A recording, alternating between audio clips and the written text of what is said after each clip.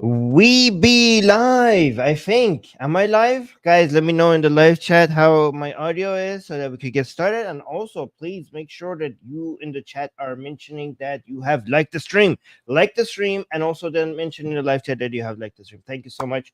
Let me know how my. Let me actually do my audio check right now. Today's stream is a fun one. It's going to be a funny stream. This is a funny stream because I was watching Daniel Haqiqatjou. Do you guys know who this guy is? Yeah, let me actually put him on the screen. Do you guys know, like, because I know our channel has grown recently, so a lot of you are new here, so you might not know this guy. This is one of the most famous Muslim YouTube channels called the Muslim Skeptic. The guy's name is Daniel Haqiqatjou, right? And he is a Harvard-educated Muslim fundamentalist in the United States, and his channel is very popular among Muslims. So if you don't know him, anyways, I was listening to him about the recent attack that the Islamic Republic did from Iran to Israel. The 200 missiles that they just recently sent, and this stream by him, this live stream with him by him, it was so filled with misinformation and lies that I thought this is a fantastic summary for all the propaganda that I'm seeing Muslims spreading on social media regarding what happened, regarding the Islamic Republic's attack on Israel.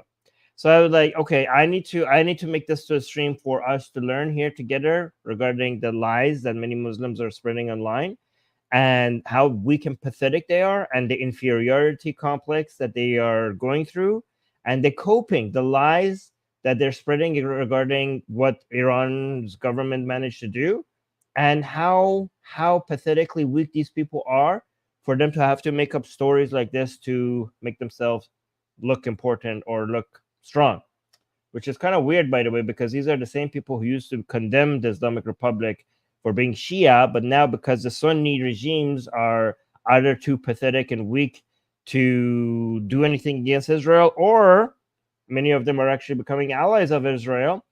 The same people who used to be so anti-Shia, anti the Islamic Republic in Iran, because their own Sunni governments are so pathetically weak or becoming Zionist allies, they are now changing the narrative. And now all of a sudden the Islamic Republic is good because this is the only and the strongest weapon that they have against Israel is the Islamic Republic of Iran.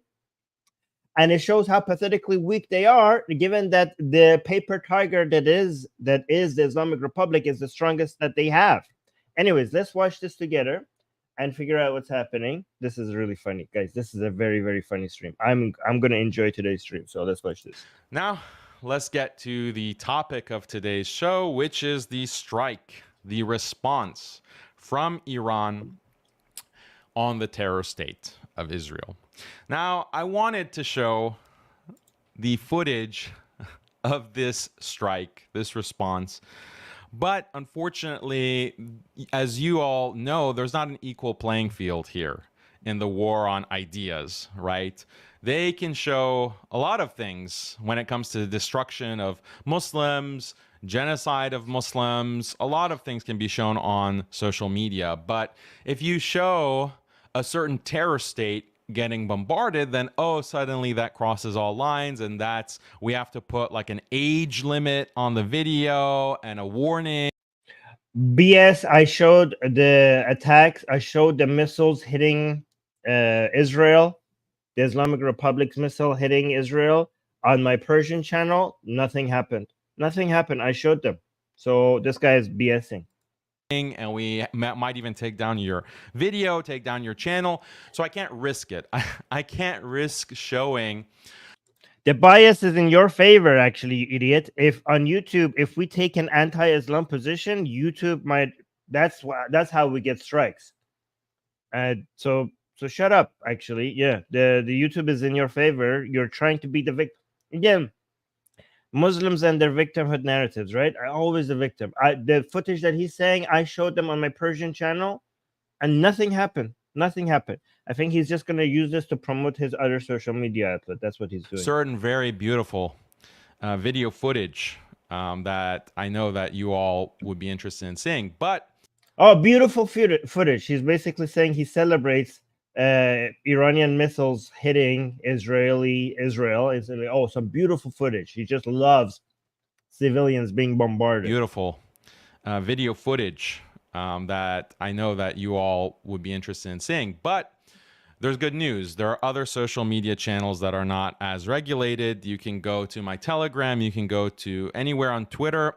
And these videos are being posted, in pretty clear footage of what has happened yesterday, early morning for us in the US, but in the middle of the night for the Middle East. So I recommend watching that footage, maybe on repeat. But in the meantime, there is footage that we can watch, and I want to share with you. I'm eager to share with you. And here, let me pull it up. Hold on. Let's actually go to, because this whole stream by him is like 2 hours long, or 2 or 3 hours long. So I'm going to highlight the parts that I chosen for you guys, or else the stream would take us 10 hours. Right. So here's the first part that I want to highlight. Let's go to 10. Here, let's start. Camps, and aren't you so strong? Like, why is your hand just so trembling such? Yeah. The guy was holding a paper, and he's just because the paper was shaking a little bit, he thinks like, oh, Netanyahu is so scared because the paper was shaking. But here's the second part that's really funny. Hold on. The cameraman had to zoom, like quick zoom. Okay. Quick zoom. Guys, look, Netanyahu has taken out all the commanders of Hezbollah, and all but one of the commanders of Hamas, has taken out all the every main leader of IRGC that comes to Syria or Lebanon is being taken out. But yeah, Netanyahu's papers are shaking. Oh wow, look at how pathetically weak Israel is. Okay, sure, but look at this. So that the paper is no longer in the frame. So now so then this is how they're coping.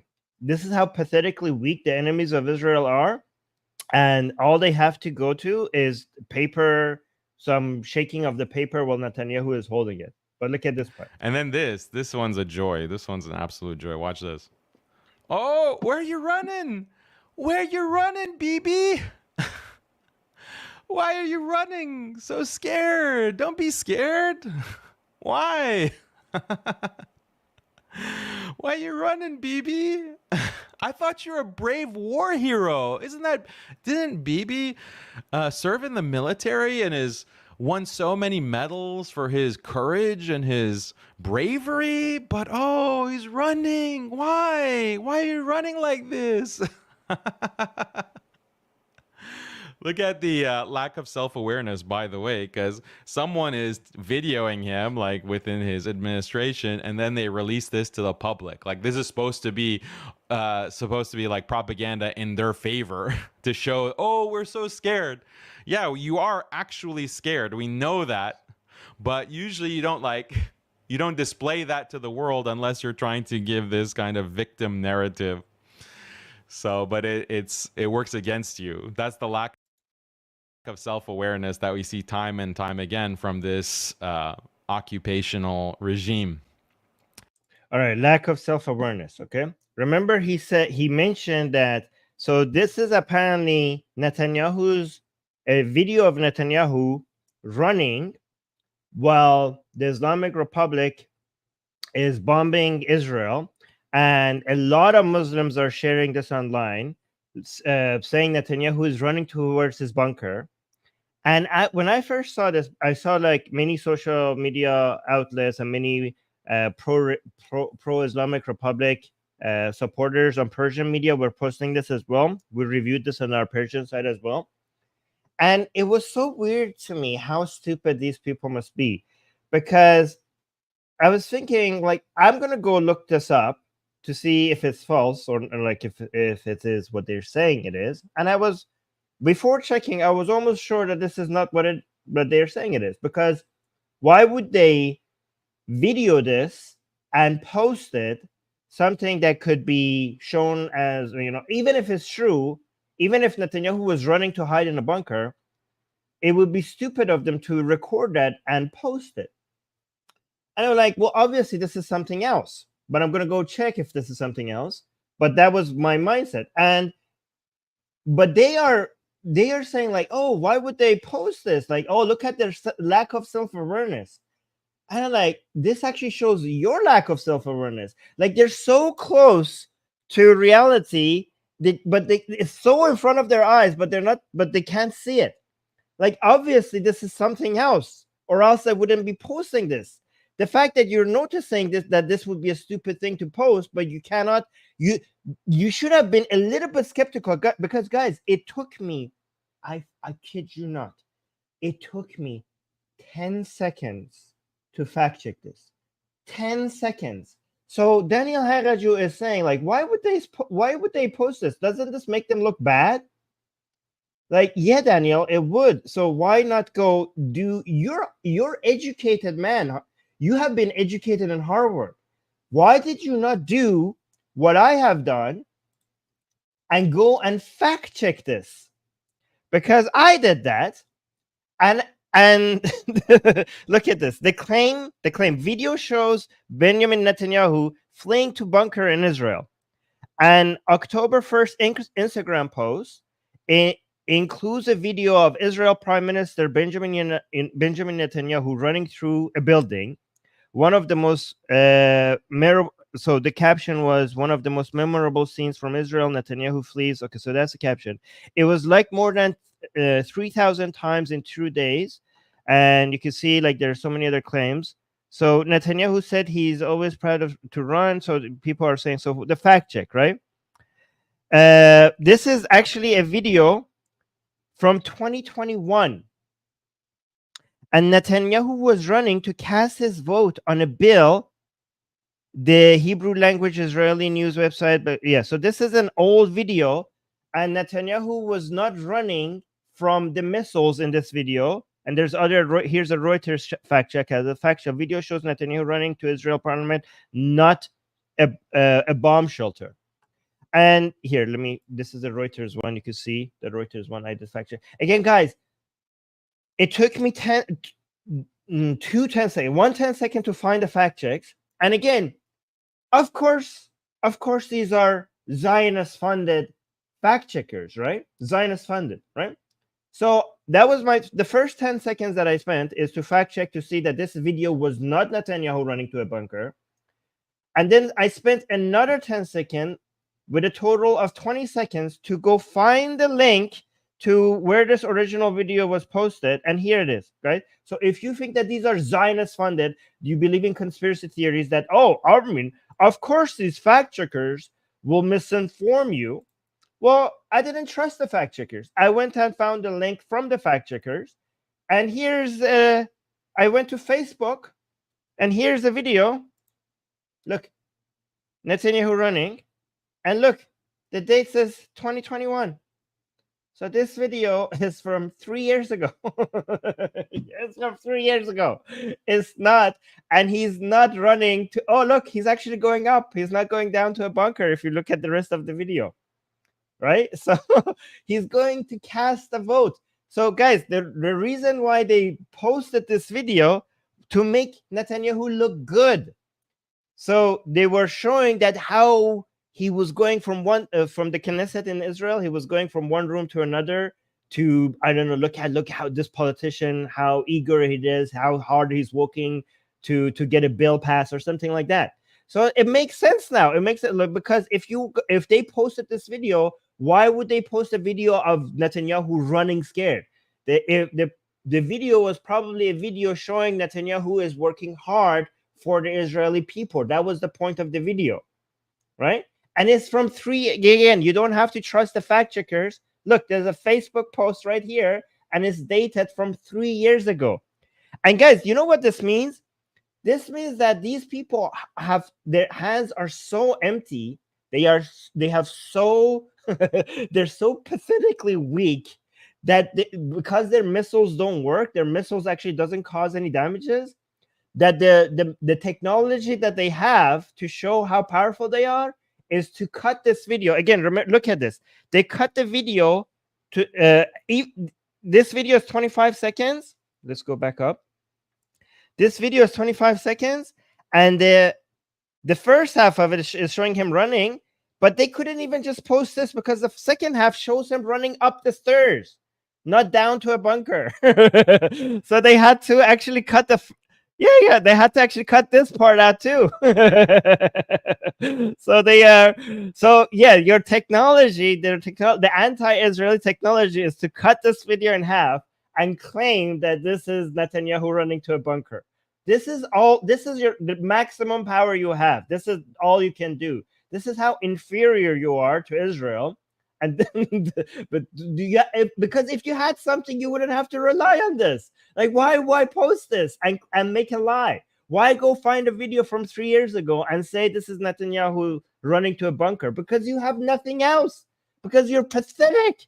Anyways, look, let's go back to Daniel Haqiqatjou explaining this to us, and notice the part that he says they don't have the lack of self-awareness about what this video makes them look like. And notice how he lacks the self-awareness to figure out, well, then probably this video is not what you think it is, given that obviously they wouldn't have posted this if this is Netanyahu running. Like let's go back to this. This is so funny. I mean, how is this? How did he graduate from Harvard? Like, does Harvard not have standards? Does Harvard not have standards? Didn't he have to have some basic research skills to graduate from Harvard? I don't understand. You're running, BB. Why are you running? So scared. Don't be scared. Why? Why are you running, BB? I thought you were a brave war hero. Didn't BB serve in the military and has won so many medals for his courage?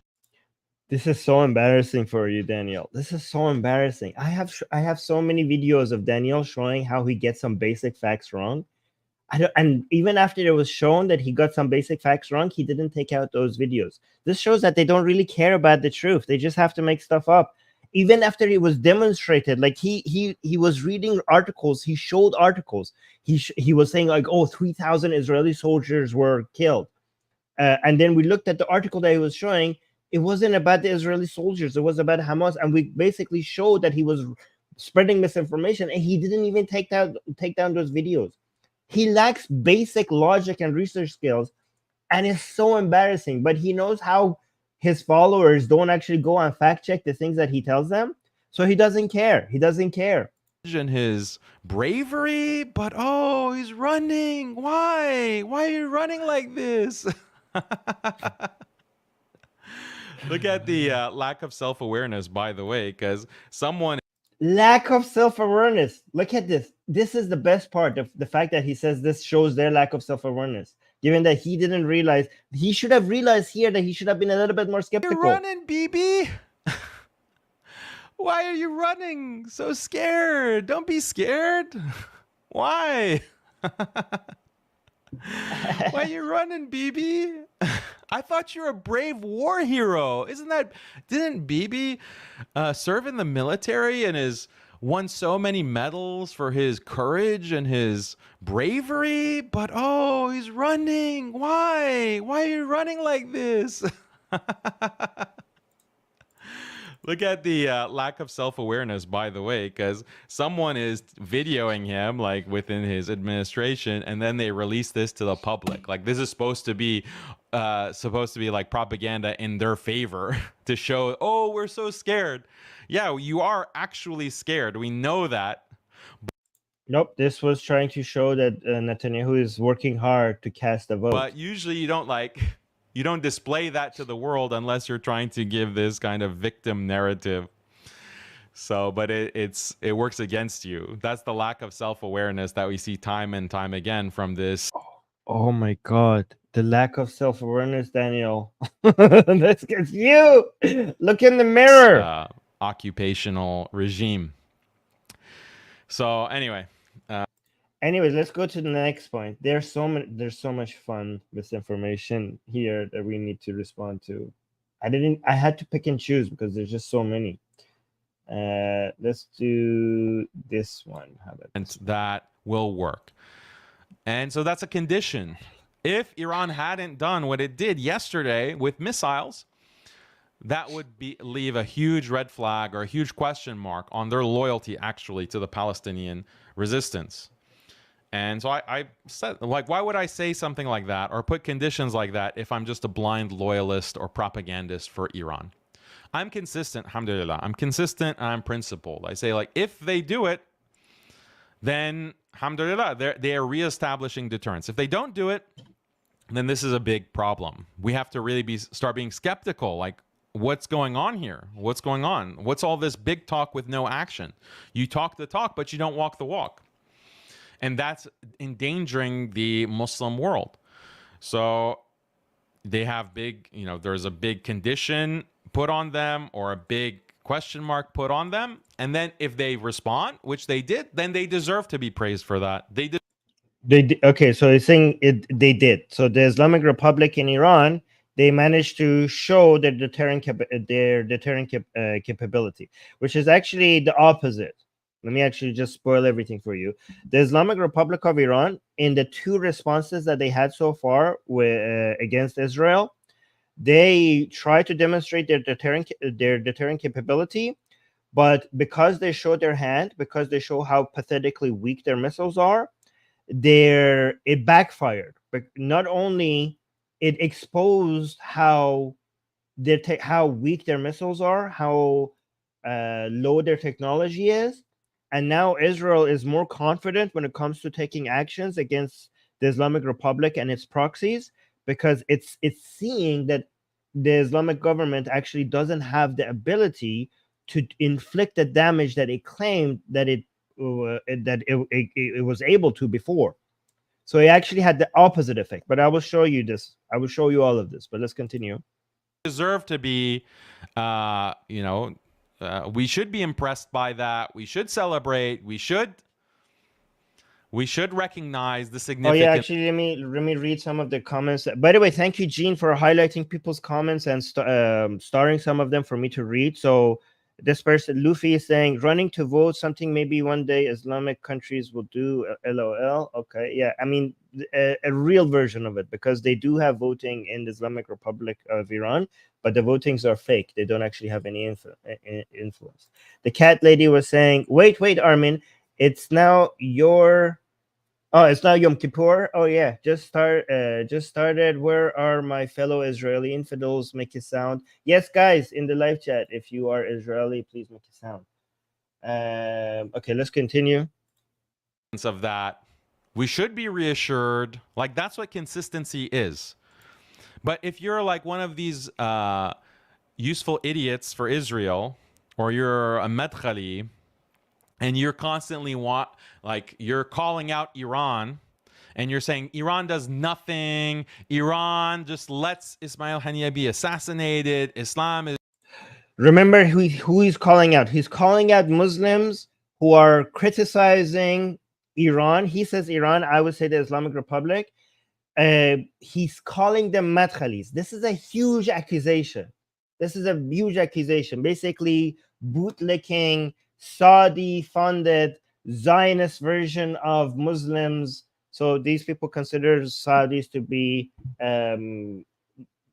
completely in line with what the Zionist regime wants. They call it the Zionist regime, right? They call Israel the Zionist regime, right? So they consider these Muslims who are traitors, who spread a version of Islam that doesn't want you to rock the boat or make any, to become politically inactive, or people who are basically spreading narratives by the Zionists or the Saudis that is in line with what the Western powers want.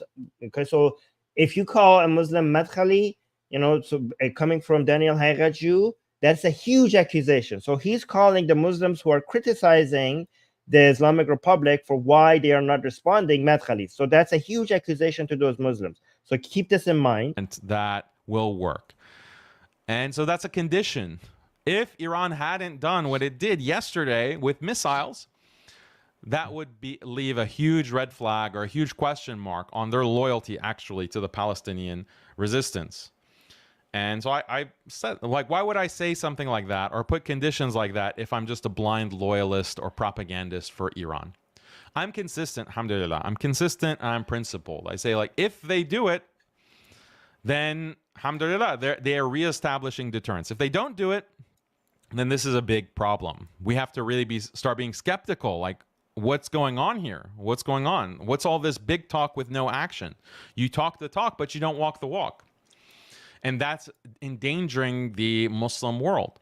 So they have there's a big condition put on them or a big question mark put on them. And then if they respond, which they did, then they deserve to be praised for that. They deserve to be,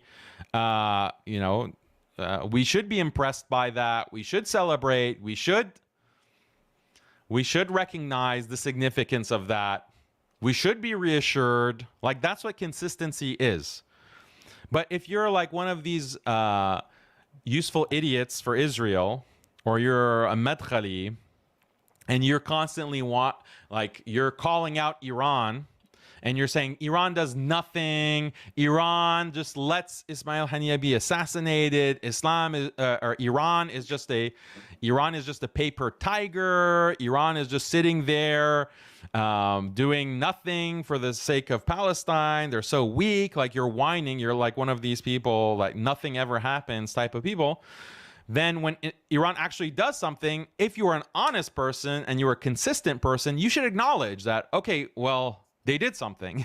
They did something, and I have to reevaluate, or I take back, my skepticism, or they. Okay, so take back their skepticism. So before and after. So the Islamic Republic had two series of attacks on Israel. The most recent one was on October 1st. So remember, if you were criticizing the Islamic Republic before and you continued, then you're one of these useful idiots for Israel and you're a madkhali. Well, Daniel Haqiqatjou, let me introduce you to your friend, Muhammad Hijab, before and after. Okay, before and after. So these, I will show you a couple of tweets before the attacks and then one tweet after the attack. Okay, so this is on September 28th. Muhammad Hijab posted it. And by the way, thank you so much to Susanna for showing me these. Susanna is like so aware of what's happening in the Islamic world on social media. So she's my go-to for these things, right? So Muhammad Hijab posted on September 28th, if it is true that Nasrallah has been killed and Iran doesn't respond, then we can all rest assured that Iran would never respond to any aggression by Israel unless Israel attacks them directly, which makes them no different from all the secular Arab regimes backed by USA. Ouch. Ooh, that was pretty harsh. Well, but that was before the attack. That was before the October 1st attack. Okay. This is also before, same day, September 28th. Khamenei was saying, Khamenei posted something, and Muhammad Hijab responded to him. We don't need any more speeches. So Imam Khamenei, the leader of the Islamic Revolution, has issued a message about the recent events in Lebanon. The full text of his message will soon be published. So Muhammad Hijab responded to him by saying, we don't need any more speeches. Okay. That was before the attack. Okay. On September 29, Muhammad Hijab posted, sorry to say, but if Hezbollah doesn't respond forcefully to Israel in the upcoming period, and if the death of Nasrallah is genuine and not staged as a strategy of war, it would be the greatest defeat of an Arab army since the 1967 war. These are huge admissions by Muhammad Hijab. I like it. But again, this was also before the attack, right? But remember, Daniel Haqiqatjou said that if you saw the attack by the Islamic Republic and if you still continue to be skeptical and criticize Iran, as he says it, then you're a madkhali or a useful idiot for the Zionists, okay? Oh, that's a huge accusation. Well, let's go to this tweet after Okay, on October 2 by Muhammad Hijab in response to the attacks that we just saw. Muhammad Hijab posting, how low have we set the bar? Oh no, Daniel, this is your fellow Muslim speaking. Okay, this guy is even more famous than you are. Okay, so, oh no, this is not going well. How low have we set the bar when the impotence and weakness of all Sunni Muslim states have left us so desperate that a mere fireworks display by a Shia state, oh no, the humiliation, by a Shia state can spark a false sense of joy. I have never agreed with Muhammad Hijab this much. You know what? I'm gonna go like this one. This is good. This is fantastic. This is beautiful. Again, I have oh my god, I'm gonna print this tweet and I'm gonna frame it. I'm gonna buy a golden frame. I'm gonna hang it right in front of me so I could enjoy this every day. Again, one more time. Look at the humiliation, guys. Look at the weakness. Look at yes, heavy issue like the impotence of all Sunni Muslim states. Exactly, because these people don't like their regimes, right? Again, one more time. Read this. I'm gonna read. I'm gonna read this one more time. I just enjoy every single part of this tweet. Again, thank you, Susanna, for finding us this. Okay, how low? Oh this makes me so happy. Have we set the bar when the impotence and weakness of all Sunni Muslim states have left us so desperate that a mere fireworks, Daniel Haqiqatjou, is Muhammad Hijab. The thing that you're celebrating, Muhammad Hijab is calling it mere fireworks. A mere fireworks display by a Shia state can spark a false sense of joy. Do I need to say any more? Anyways, back to Daniel. I mean, guys, this is so easy. Oh my god, humiliating these idiots is so easy. It's so easy. Reassured me, like show some kind of change in the script. Oh, Muhammad Hijab, show some kind of change. Didn't you see the powerful attack by the Islamic Republic? You have to change your narrative. Why are you calling it mere fireworks? That will work. And by the way, guys, I will show you why Muhammad Hijab is correct to call it mere fireworks. I will show you that. So let's continue. So that's a condition.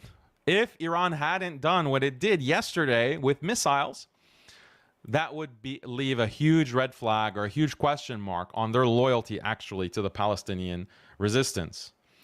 And so I said, like, why would I say something like that or put conditions like that if I'm just a blind loyalist or propagandist for Iran?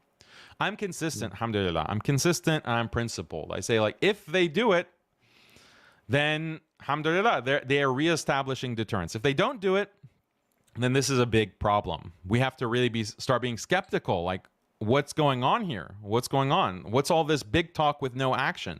You talk the talk, but you don't walk the walk. And that's endangering the Muslim world.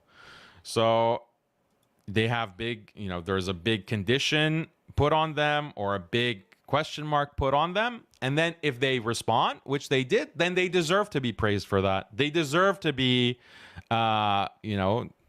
we should be impressed by that. We should celebrate. We should recognize the significance of that. The reason why he has to do that is because they're humiliated. Guys, this is the continuation of the humiliation that the fact that Ataturk and Israel and the superiority of the liberal world is bringing them so much sense of humiliation that they have to create. So Muslims are now living, many Muslims around the world are living in two fantasy worlds. So the fantasy world that they created for themselves, which Muhammad and Allah's revelation and Quran being Allah's revelation and prophets and all that nonsense, that's the first that they made that bubble. But there was for many years there was another thing. They had at least the reality of the world was that the Islamic Empire, the Arab Empire was big, it was strong, and eventually the Ottoman Empire was big and strong. But now, after Ataturk took down the last caliph, and after Israel defeating all the Arab countries multiple times, and after the world order continuing to grow and becoming more economically and technologically and scientifically advanced, they were so humiliated that they had to create a second bubble of fantasy where they are strong, where they are actually living their own la la land, where they can pretend that they are strong and not this pathetically weak. And now Israel, after the 1948 and 1967, it was very, very humiliating to show that this one tiny country is basically resisting and defeating all these united Arab or Muslim countries together. And now this is a continuation of that. The fact that all the Islamic world is either doing nothing against Israel or actually getting close to Israel as an ally has made these people rely on the only country that has a government that is pushing back against Israel, even though they're Sunni and that government is Shia. They are so desperate that now they are trying to act like, oh, all the we actually don't have any problem with this Shia regime, because they have nobody else. So they now, even Sunnis have to pretend that the Shia government in Iran is powerful and strong, because they have no other way to pretend that they're strong. But it's not working, because the Islamic Republic is pathetic. The only strength that the Islamic Republic has is against its own people. It actually doesn't have any other significant power to demonstrate.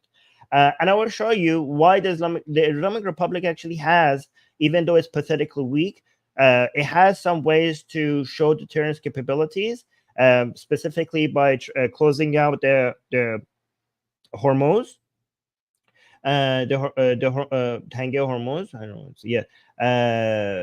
the Hormuz Canal, and also by targeting Saudi Arabian oil. That's the only deterrent capability they have. But when it comes to actually making a significant attack against Israel, so far they have been showing themselves to be pathetically weak. We should be reassured. Like, that's what consistency is. But if you're like one of these useful idiots for Israel, or you're a Medkhali. So the English is Strait of Hormuz, not Hormuz Canal. So Tangier Hormuz, the translation to English is the Strait of Hormuz. Sorry, I made a mistake. So by closing the Strait of Hormuz or attacking Saudi oil, for example, Aramco. And you're constantly you're calling out Iran, and you're saying Iran does nothing. Iran just lets Ismail Haniyeh be assassinated. Iran is just a paper tiger. Iran is just sitting there doing nothing for the sake of Palestine. They're so weak. Like, you're whining. You're like one of these people, like nothing ever happens type of people. Like Muhammad Hijab. Then when Iran actually does something, if you are an honest person and you're a consistent person, you should acknowledge that, okay, well, they did something. They did something. Yeah, they gave you fireworks. Yeah, they gave fireworks. They did something. I mean, I'm not saying that. Actually, they managed to, I don't call it fireworks, because they actually managed to kill a Palestinian. I will show you that as well. But they injured, I think, 2 Israelis. And 1 Israeli died indirectly from a heart attack. But the only person that they managed to kill with a missile was a Palestinian in the West Bank. So I'm not calling it fireworks, but your friend Muhammad Hijab is calling it just mere fireworks. And I have to reevaluate, or I take back, my. Yeah, I reevaluated. Actually, the Islamic Republic is weaker and more pathetic than I even thought. So I have reevaluated. I think Israel has reevaluated. I think Israel itself, the government of Israel, is actually surprised by how pathetically weak the Islamic Republic is. That's why they're feeling more emboldened. They feel like, you know what, maybe we should attack. We should take more aggressive positions against the Islamic Republic. They're weaker than we thought. Skepticism, or they've reassured me, like, show some kind of change in the script. Don't just keep repeating, oh, this is nothing, this is just theater, this is just play acting, because that's obviously cope. Like, it's obviously cope, because it's. Oh yeah, they are coping. Oh yeah. So the Islamic Republic has lost two of its main proxies, military, like Hamas and Hezbollah. Hamas is all but destroyed when it comes to ruling power and military capability. All their main leaders, except one, has been dead. Hezbollah, all their leaders are dead. All their main leaders of Hezbollah is dead. Some of the most key figures in IRGC has been dying, and what you have to show for is a missile attack on Israel that managed to kill a Palestinian, not an Israeli, a Palestinian, and with very limited damage, which I will show you, very limited damage to Israeli military bases, and you're pretending that that was significant, and you accuse other people of coping. To me, it seems like you're the one who's coping. So inconsistent, and we can see the inconsistency. And so that's why we have these madkhalis and we have these useful. Oh, madkhali. Oh, madkhali. Hey, Mohammed Hijab, are you going to take that? Mohammed Hijab, Daniel, your friend is calling you a madkhali. In the script. Don't just keep repeating, oh, this is not. Who are constantly now on. Wait, hold on. In the script. Don't just keep repeating, oh, this is nothing. This is just theater. This is just play acting. Because that's obviously cope. Like, it's obviously cope. Because it's so inconsistent, and we can see the inconsistency. And so that's why we have these madkhalis and we have these useful sectarian idiots. They're useful idiots. Useful sectarian idiot. Mohammed Hijab, Daniel Haqiqatjou is calling you a useful sectarian idiot. It's for Israel, who are constantly now on. Oh, for Israel. Oh my God, that's a huge accusation. This kind of campaign to diminish and belittle what Iran has done, has done with these strikes. And we should laugh at them. We should laugh and point out their stupidity, which we're going to do in detail. Oh, okay. Can you point out, can you name Mohammed Hijab? Can you do that? Because I would love that drama. You say, oh, you are claiming that you're going to do that in detail. Are you brave enough, Daniel Haqiqatjou, to call out Mohammed Hijab, your friend? Are you going to do that? By the way, guys, see how pathetically weak they are, that we don't even have to. We could just show other Muslims who are admitting how Israel is handing their ass to them. We don't have to even they don't even have to rely on us Zionists. We just have to show what other Muslims are saying. Inshallah, in this stream. Inshallah. But that just shows your dishonesty. Like, how can I take you seriously? You're not intellectually. You say the same thing no matter what Iran does. You say the same thing no matter. No. If tomorrow the Islamic Republic makes an attack on Israel that has actually killed, I was ready to admit that on the second attack, because I saw a lot of the missiles hitting the ground, and I was ready to see if there's actually a lot of civilians dying in Israel, or if there's any significant damage to Israel's military bases. I was going to make a stream. I'm like, okay, this was a massive, successful attack by the Islamic Republic. But I waited and I saw, like, oh my God, that was pathetically weak and nothing happened. But if there's an attack that actually causes serious damage, I will come and admit it right on this stream. What Iran does, they're always wrong. They're always just no concern for Palestinians. Wait, I'm gonna let this part play. I'm gonna be right back. Okay, just listen to this part. I'll be right back. Only self-interest, blah blah blah. All of these claims that are made against the Iranian regime, no matter what they do, you say the same thing over and over again. So how can we take you seriously? But for me, I was willing to put these conditions. I did criticize Khamenei publicly. I showed that ratio. I ratioed him in the previous episode. I showed the tweet.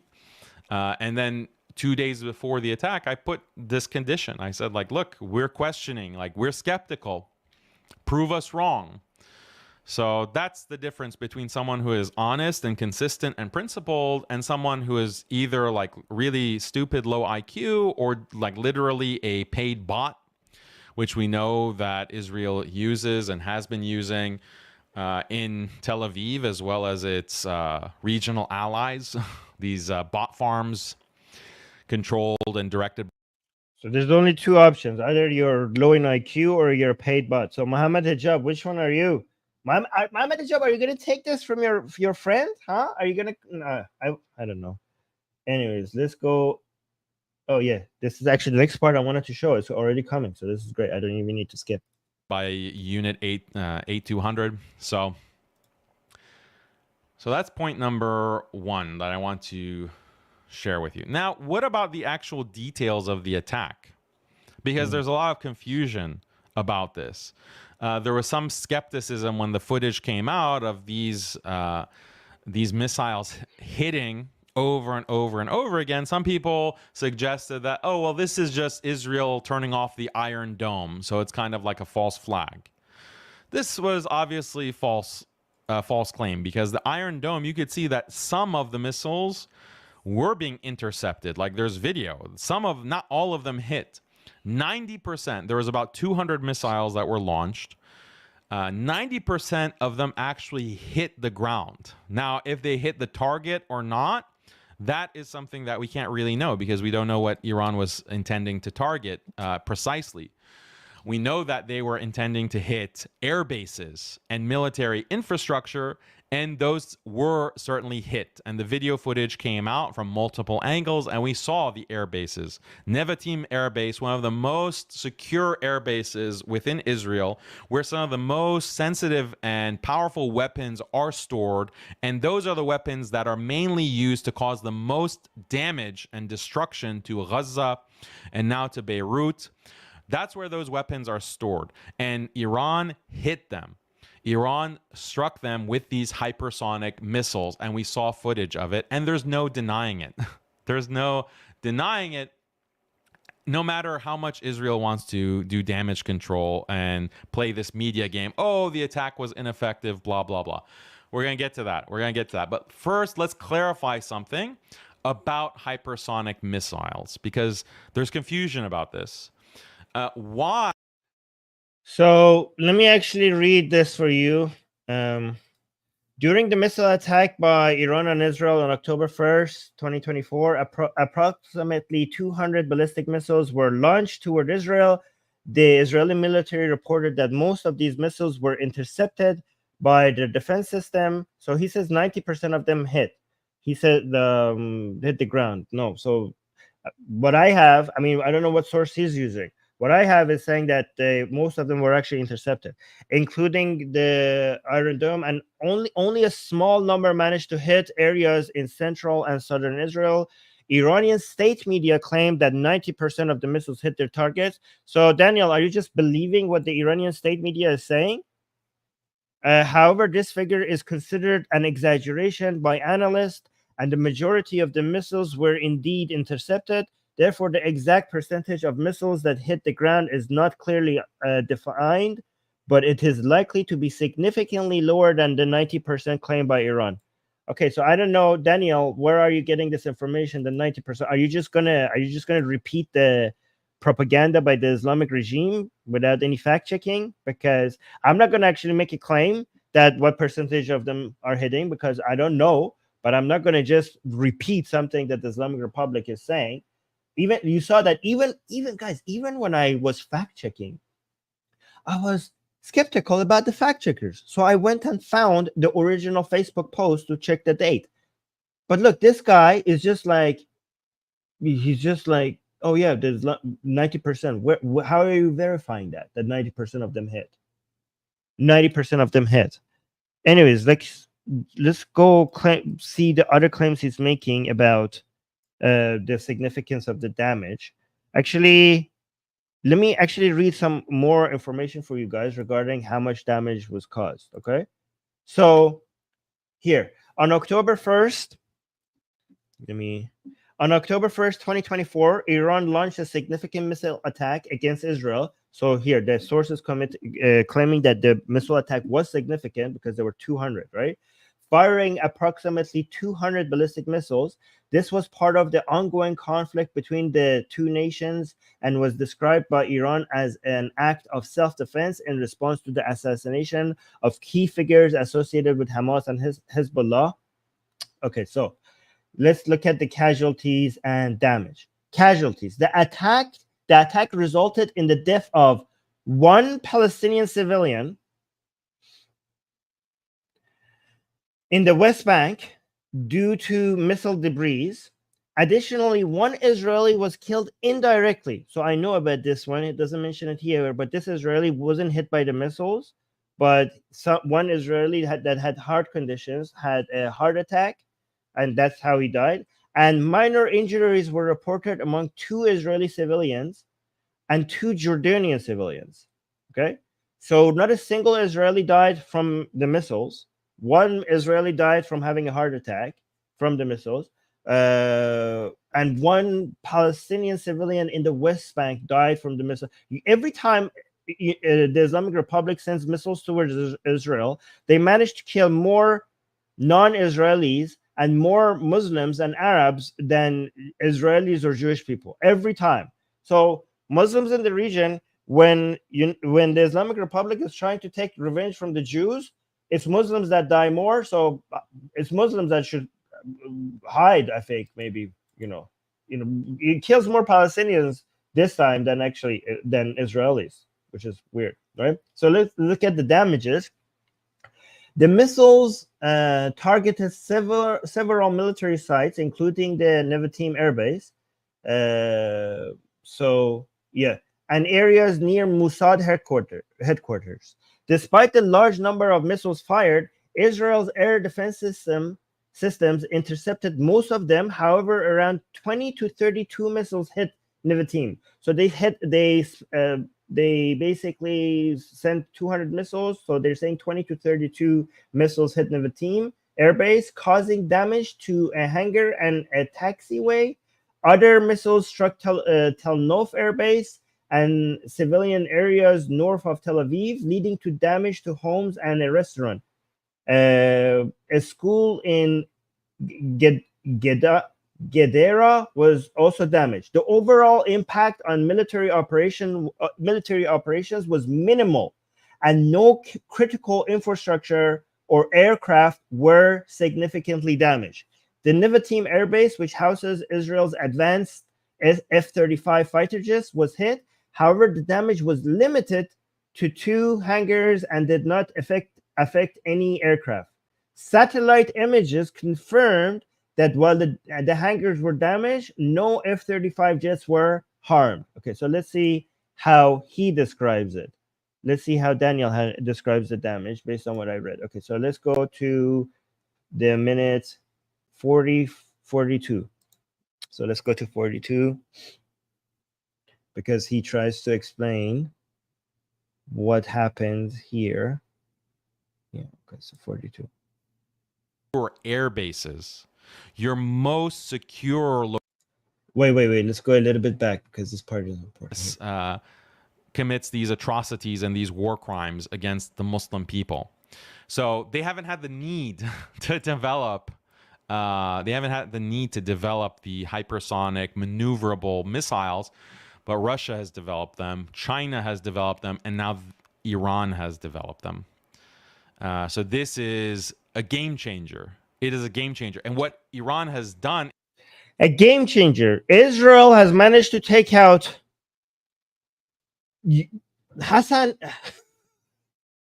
take out Nasrallah, take out Ismail Haniyeh, take out Fouad Shukr, and also, oh my God, Ismail Haniyeh in Tehran, in the most secure part of Tehran, they managed to come and kill the leader of Hamas. And this, you're saying that this missile response is a game changer? Actually, you're right. It is a game changer because the Islamic Republic has showed its hand, and it has shown that it has no deterrence capability. So the game has changed because military experts are now realizing that their analysis on how strong the Islamic Republic was actually wrong. And it is safer to attack the Islamic Republic without fearing much of a retaliatory action on Israel itself. Again, the actual correct fear shouldn't be much on what the Islamic Republic can do on Israel. The correct fear is what the Islamic Republic can do on the Hormuz Strait and on Saudi Arabian oil resources and oil bases. That's the correct fear. But when it comes to Israel, Now we know Israel has the upper hand more than we thought before. So that's a game changer. Is they have demonstrated that they can hit your most secure air bases, your most secure locations, because there's also reports that they struck Mossad headquarters. Now, really, okay, first of all, here's the satellite images. Guys, these satellite images are available through private organizations for people, their before and after pictures, okay? This is the satellite image of the airbase, okay? This is the damage that you managed to cause to the airbase, okay? You see this hole here, guys? This hole on the roof, and to be honest, this is actually a bigger hole than the last time they managed to cause to the airbase. Last time, and also it's more central, okay? So the result of the missile attacks were the most significant damage that they caused is this hole that you see here that people that everybody has access to through satellite images, right? So last time they did missiles attack on Israel, they managed to cause a hole, but it was a medium-sized hole and it was to the side. This time, I'm going to admit that they managed to cause more damage because the hole looks bigger, and it's also on a roof of the military base in Israel. However, no F-35s seem to have been damaged, and this roof actually, I think that you could repair this in half a day, in probably half a day. In one afternoon, you could repair this roof. It is bigger damage than before, but it hasn't destroyed the airbase as they're claiming. We got a super chat by Shira. Shira saying David Sling and Arrow interception system. Oh, David Sling is another defense system that they have. David Sling and Arrow interception systems are made for longer range missiles.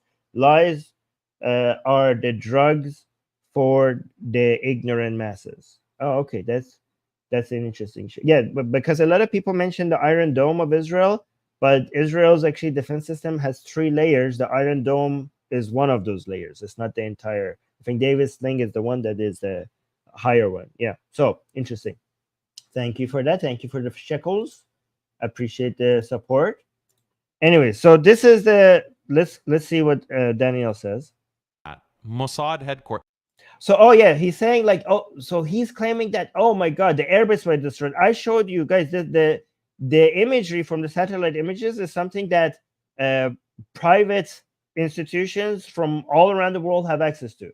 Like, if you think that these are Zionist lies, so journalists in Indonesia, in Bangladesh, in Iran, in Russia, in Saudi Arabia, they have access to these satellite images. This is not something you could hide, right? And also, he's claiming that the Mossad headquarters were hit. So let's actually look at that claim. This is so easy. Oh my God. Mossad headquarters. Okay. The Iranian missile attacks on October 1st, 2024 targeted. This part is true. Targeted the headquarters of Mossad near Tel Aviv. However, the missiles did not successfully hit the Mossad headquarters. Guys, he actually claims that the Mossad headquarters were hit. Do you know that people in Tel Aviv, they're walking around, they have cell phones. If Mossad headquarters were hit, they would be recording it and posting it on social media.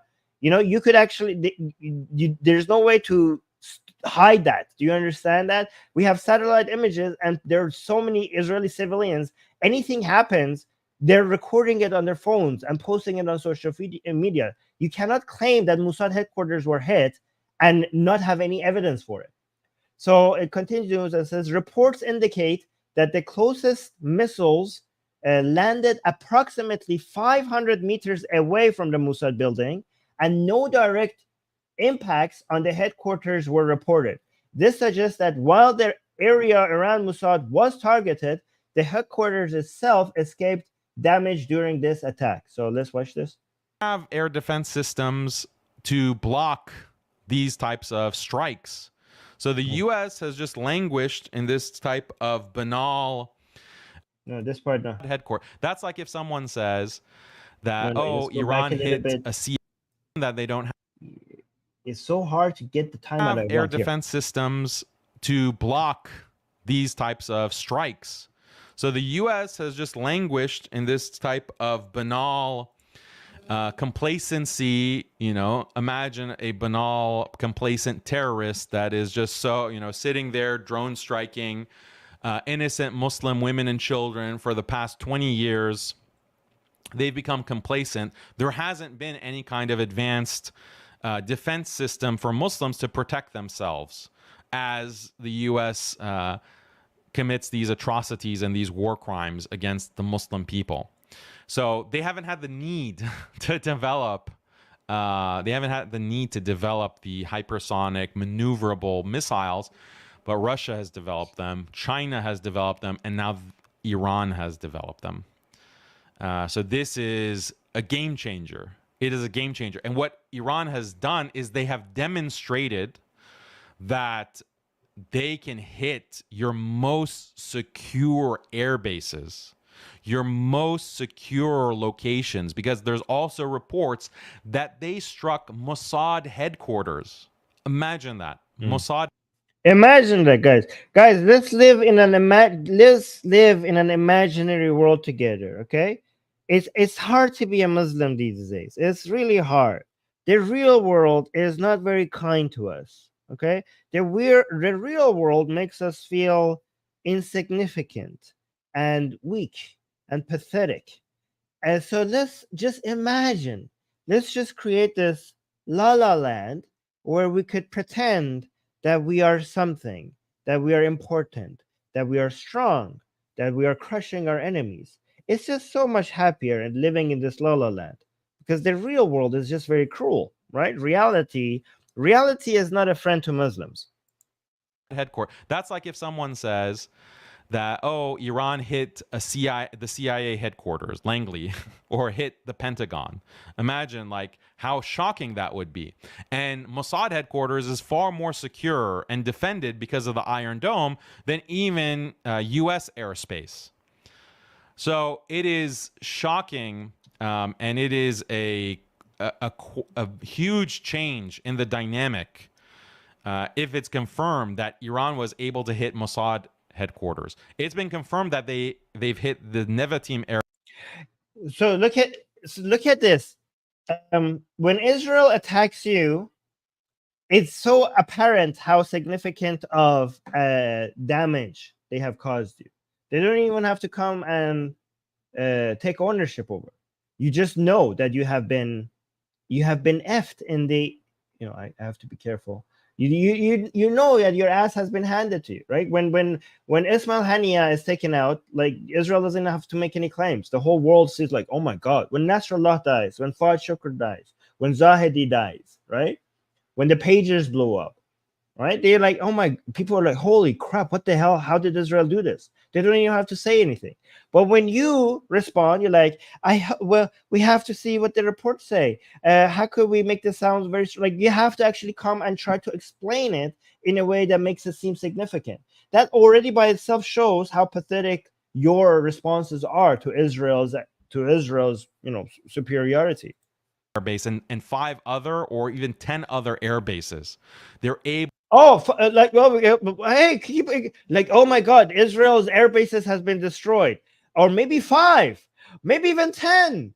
We're just making. Hey, Daniel, why stop at 10? Why stop at 10? You know what? You have destroyed 100 Israeli air bases. Maybe you have destroyed tens of thousands. I know Israel doesn't have tens of thousands of air bases, but even the air bases that they did not have, you have destroyed them. In fact, here's the thing, Daniel. Maybe you have destroyed Israel altogether. Maybe there is no Israel anymore. Can you go home now? Maybe why not? Why not just say that? Israel has been wiped off the map already. Just say that. Oh my God. Able to strike them with these missiles. That completely changes the game, because what that means is that Israel, first of all, Israel doesn't have the hypersonic missile capabilities that Iran does.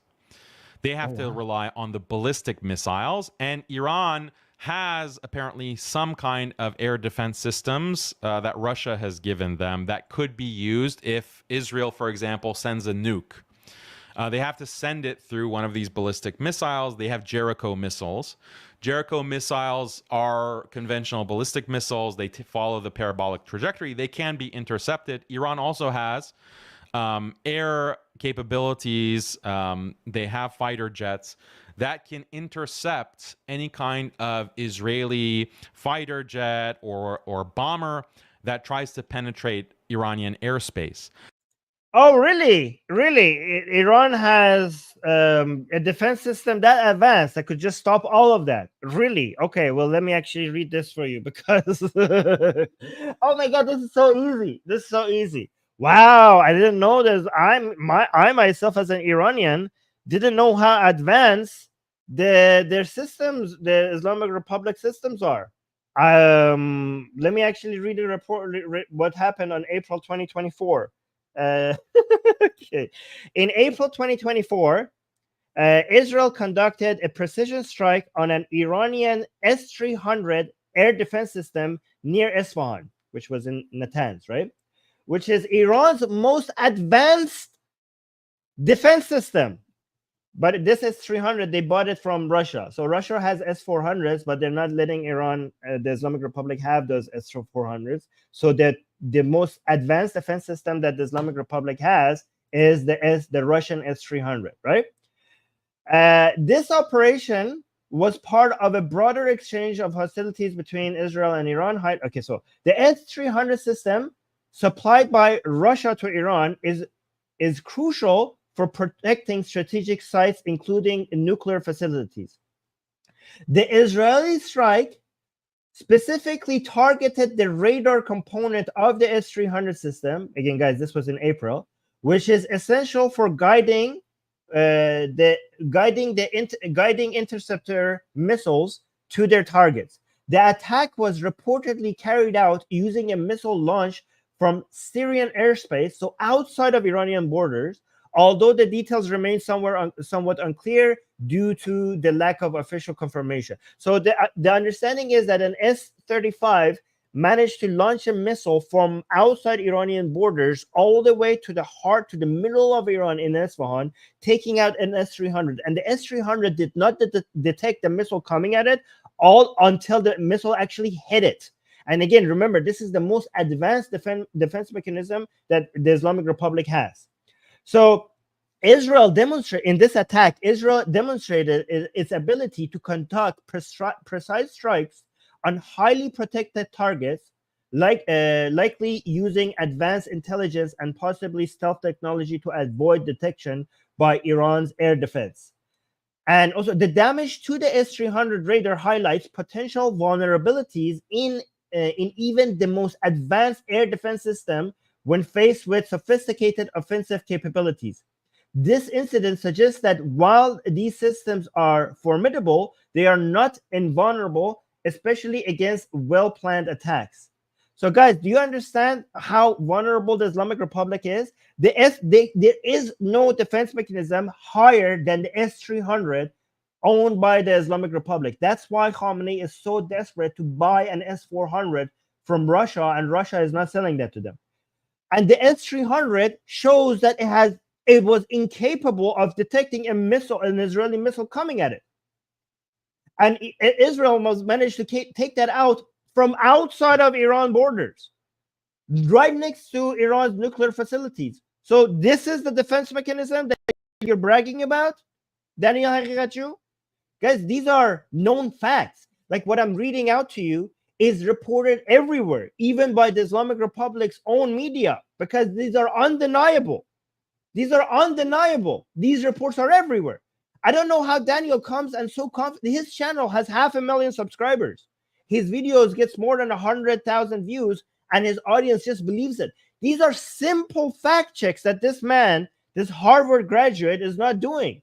Again, I don't know how he managed to get a degree in Harvard with very limited research skills. Let's continue with this. But the danger for Israel is that as soon as they try to strike Iran in this way, Iran, even before those Israeli fighter jets can get to Iranian airspace, or even before the ballistic missile can have that huge long parabolic trajectory to hit Iran, or the US, for example, from naval ships in the Mediterranean has the time for that parabolic trajectory to hit Iran, they can launch these hypersonic missiles and reach Tel Aviv and these air bases faster. So even if the Israeli fighter jets are trying to get to Iran, they won't have anything to return back to because the air bases will be obliterated. The air bases will be obliterated. Those fighter jets will have nowhere to go back to. That's the strategic advantage that Iran. Is it now? Look at the claim. Like, are you sure you're talking about the Islamic Republic of Iran? Because this is embarrassing. This is embarrassing. What these the attacks that we saw on October 1st is the most that the Islamic Republic is capable of. At least go read the reviews by military analysts, objective military analysts, that they're not picking any sides. Go read those reports. They are actually shocked by how incapable the missiles are. Like, the previous reports about what these missiles can do before these attacks were seeing these missiles as more of a threat than they are now. Go look at the updated reports on these missiles. Actually, and we have this information because we saw what they're capable of during these attacks. So actually, let me read this for you. Recent reports have raised significant doubts about the accuracy of Iran's ballistic missile capabilities, particularly concerning the Imad missile. This missile, a variant of the Shahab-3, was reportedly used in an attack on Israel's Nevatim Airbase. Analysts from the James Martin Center for Non-Proliferation, I always have a hard time reading this, Non-Proliferation Studies assessed this attack and found that the missiles had a circular error probable CEP of about 1.2 kilometers. 1.2 kilometers, guys. That's basically the error, like how distant that they are from their actual target. This means, actually, it tells you what it means.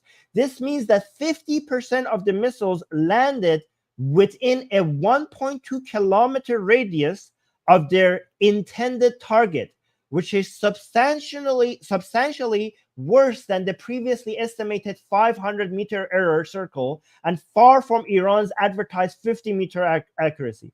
Do you understand what the reports just say here?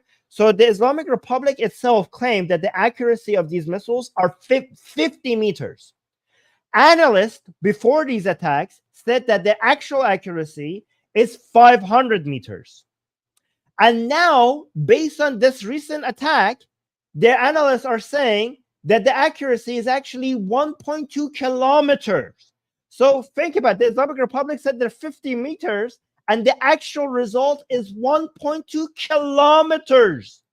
Do you see the difference between the claims by the Islamic Republic and reality? This is why you have to create your fantasy world. The report also highlighted that during an April attack on Israel, many Iranian missiles either failed to launch or crashed before reaching their targets. US officials estimated that about 50% of these missiles failed, further questioning the effectiveness of Iran's missile arsenal. Additionally, during a more recent and extensive attack involving 180 ballistic missiles fired at Israel, a significant number were intercepted by Israel defense, and those that did land caused limited damage. These findings suggest that while Iran has a large arsenal of ballistic missiles, their accuracy and reliability may not be as advanced as claimed. This has implications for both regional security dynamics and Iran's military strategy. Yeah. Anyways, let's go to the next section. This is just too easy. Guys, why is my job so easy? I want a more challenging job. Why is it so easy? I want to be challenged. Guys, can I get better opponents that makes it difficult for me? This is I really do welcome challenge. This is too easy. Okay, let's watch this one. Oh, whatever. Yeah, let's watch this one. Anything, no one was killed. Like there's this constant cope coming from Western news and constant cope from Western news. The projection, like, oh, but he's admitting that media outlets are claiming that nobody died, and he thinks this is cope. Daniel. Do you know in Israel when people are killed, they have families? Do you know that Israel has a very self-critical, transparent media? Do you know that didn't you saw how many Israelis were protesting their own government because of the hostages? So you think that if Israel's media comes and says that nobody died, they're lying and this is cope? Do you know the families of the people who have died would be up in arms? They would be basically protesting against their own government for why you're not acknowledging that our family members have died? Do you know how many do you know a lot of the information that you yourself have criticizing Israel comes from Israeli media that are critical of their government? Do you know this is not something that Israel would be able to hide if Israelis actually died? This would be known. Israelis themselves would make sure that this is known. Do you think like a brother or a sister or a father or a mother or a daughter or a son would die in Israel and their families, the government would be like, oh, nobody died. And their families would just be like, oh, yeah. Do you think that the regime in Israel is as dictatorial as the Islamic regime that you want are, so that they're so capable to silence every Israeli to the point of being silent about their own family members dying? This is you coping. This is you coping. This is not the Western media coping. This is you coping. Unbelievable. From Israeli sources themselves. And it's obvious. It's not in their interest to admit that they are facing a whole new world of warfare with Iran having these capabilities. So they have to downplay it. The United States specifically wants to de-escalate. Downplaying. So you're saying Israeli people have died and they're downplaying it by denying that they have died. Do you think Israel is capable of doing that with such a self-critical media, with so many citizens being so angry and protesting against the government? You think that Israel being a secular democracy with a transparent critical media, do you think that with journalists that investigate all of these things, with institutions that even accuse their own government of war crimes, accuse soldiers of war crimes. They have institutions that have soldiers go to be critical of their own government, to expose any wrongdoing. You think in that environment you could hide civilians dying? You think you could? I think you live, because you are so in love with your own dictatorial Islamic state. You think Israel is like that, but you have no knowledge, you have no understanding about the realities in Israel, and you are taken seriously as an analyst. You have no idea what Israel is like. And downplay and say, oh, this did nothing, so that they can avoid having to respond or having to support Israel and being drawn into a larger regional war. The U.S. does not want that. The U.S. does not want that. Biden does not want that. So it is in their interest to downplay the effectiveness of Iran's strike. And Israel obviously wants to downplay it to reassure their population. Netanyahu wants to reassure his population that this is nothing, we're fine, we're safe. But let me actually read this for you. Israel has a vibrant and critical media environment that plays a significant role in holding the government accountable. So look at this report is actually quite honest. Despite some recent challenges and attempts by the government to impose restriction, so see, like, it's actually being very honest. Despite that, the media in Israel remains largely free to investigate and criticize government actions. Israel media is described as vibrant and diverse, with numerous outlets representing a wide range of political and ideological perspectives. This diversity ensures that various viewpoints are represented and government actions are scrutinized. Israeli media frequently criticizes government policies, including those by Prime Minister Benjamin Netanyahu. Even traditionally supportive outlets have been known to challenge government decisions and policies. Journalists in Israel actively investigate and report on government actions, ensuring transparency and accountability. This is evidenced by extensive coverage of controversial issues such as judicial reforms and military operations. In a democratic society like Israel, any significant event, especially one involving casualties, would be subject to public scrutiny. Families of victims and broader public would demand accountability from the government.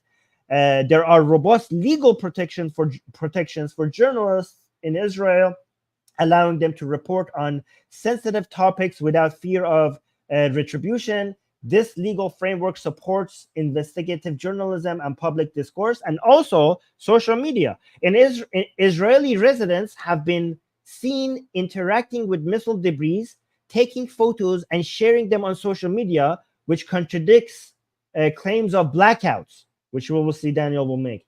This public access further supports transparency. Yeah, so Israel doesn't have the capacity and capability and the legal right to be able to go and get all the citizens in Israel, including many Muslims, many Muslims in Israel, including many people sympathetic to Palestine, civilians in Israel. There exist many civilians in Israel, Arab and Muslim, who are sympathetic to Palestine with their phones, with the internet access, that go around and record these things.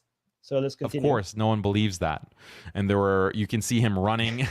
You can see. Of course, nobody believes that. Of course, nobody believes that. Oh, and you can see Netanyahu. So the video that I showed you at the beginning that Netanyahu was running, that is his main evidence for something significant that has happened. And so he has no evidence. He has no footage of F-35s being hit, of Israelis being killed.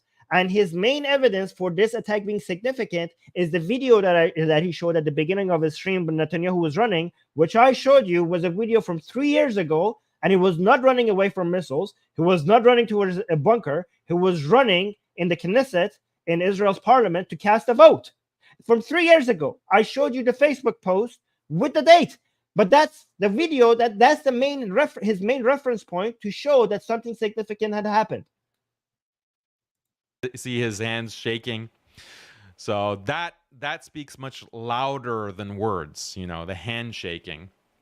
And then you also see the fact that Israel, or the IDF, has put a blackout on all news of this, like the damage or the aftermath of this strike.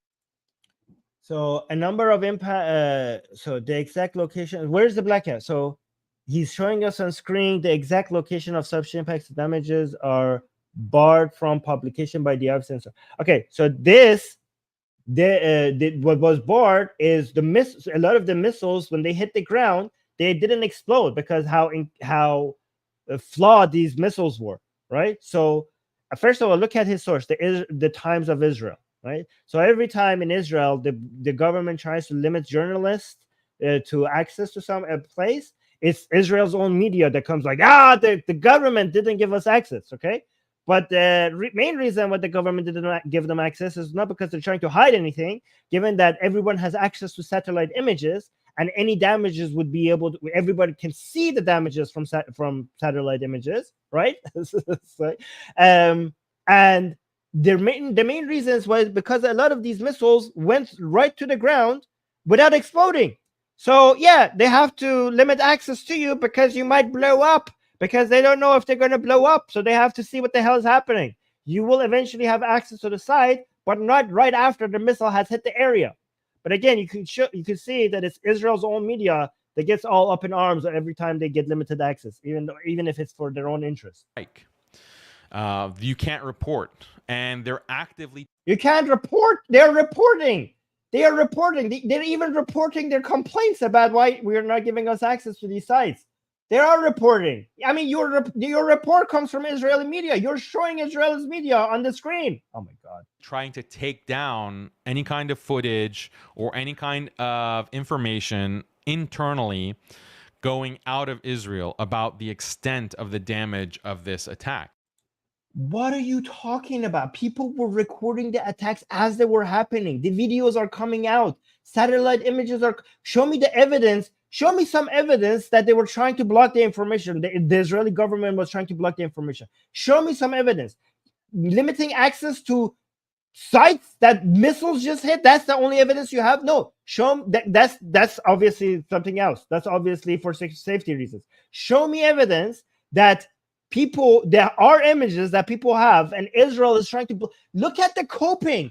They have no evidence of any serious damage in Israel. So the way to create this bubble, this delusion, the only way for them to live in their own delusion, their own la la land, is to claim that there are plenty. Guys, I trust me.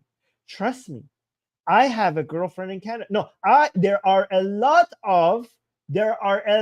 of images and photos of devastating damages in Israel. There's so much of it. Trust me. It's just that they're all blocked. I'm sorry, they're all blocked. There is so much. There were devastation. We have videos of S-35s exploding, Israeli people dying. There's just so much videos of that. But for some reason, Israel has managed to block every single one of those videos. Every single one of those. Hey, here's a question.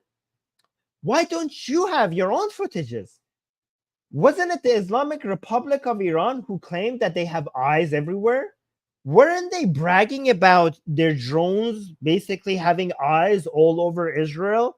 Weren't they posting videos that they took from Tel Aviv and Haifa and bragging about, look, we could see everything in Israel? Okay, so let's say Israel is blocking those images and evidence. Why didn't you release your own footages? Wasn't the Islamic Republic that claimed that they have eyes everywhere in Israel? So then you must have your own footage. I'm sure when you were trying to show your deterring capability, you were recording all of these areas so that when Israel was trying to block the information that you have caused devastation, you would have your own footage. You're the one who claimed that you have eyes everywhere in Israel. So it doesn't matter if Israel is blocking all these videos and images. I'm sure the Islamic Republic has its own footage, given that they have eyes everywhere. Huh? Show that. Show us that. Release that. If you're claiming that you caused so much devastation, then show us. Why haven't you show us anything? And what's really going to clinch it is when satellite images come out. If you see satellite images that are being grayed out and blacked out, then you know we're going to confirm basically that, okay, they're hiding the extent of the damage. Like this was a serious... No satellite images that were blacked out came out. In fact, satellite images came, and yeah, this is your damage. Congratulations. Satellite images did come out, and this was the extent of your damage. This was to the airbase, this hole in the roof, which is, again, I think they should be able to fix this in one afternoon. Satellite images, how are they going to block it out? Satellite images are accessible by private organizations all around the world. Actually, let me read this to you. Here. How are they going to block satellite images? Mainstream media does not need government permission to access satellite imagery, as there is commercial and private access available. Okay? Media organization can purchase high-resolution satellite imagery from commercial companies such as Maxar Technologies, Planet Labs, and Airbus. These companies offer detailed imagery that is often more current and higher in resolution than what is available from public sources. Guys, so we even have public sources for satellite imagery that everybody has access to. While governments can control certain aspects of satellite imagery distribution for national security reasons, commercial providers operate independently and offer their services to a wide range of clients, including media outlets. This allows journalists to independently verify events without relying solely on government-provided images. And guys, these are journalists from all around the world. If you think like Western journalists are Zionist-funded or Israeli journalists are Zionist-funded and blah, blah, blah, I'm talking about journalists from all around the world, including Islamic countries. Oh, wait, hold on. We got a super chat. Thank you, Gene, for highlighting this. Gene is HD give us a super chat saying, Armin, if you keep mocking evil Pikachu, he might summon the Jin army the IRGC keeps in reserve. Ooh. Well, I have my own Jins. Didn't I show you my spell book, my sorcery, my book that I can summon Jins? I can summon Jins. My Jins are superior than your Jins. Come at me, bro. Come at me with your Jins. Yeah, I know Seher. Seher. Somebody saying, Armin, your video is fuzzy. My video is not fuzzy. I have my own phone here. I can see every time. It's you are fuzzy. I can see my resolution here all the time on my phone. I'm like watching my stream. I'm seeing it in clear HD. So I don't know why you're. I think the problem is from your end, guys. Anyone else experiencing any problems? Let me know. Anyway, let's continue. Guys, look at this. So he's admitting that they have nothing. So look at what's happening. Daniel Haqiqatjou is coming and saying like, "Oh my God, we the Islamic Republic destroyed them. They destroyed them." What's that? You want proof? Well, Israel has blocked all the proof. Satellite images are being blocked. So yeah, just trust me. Just trust me.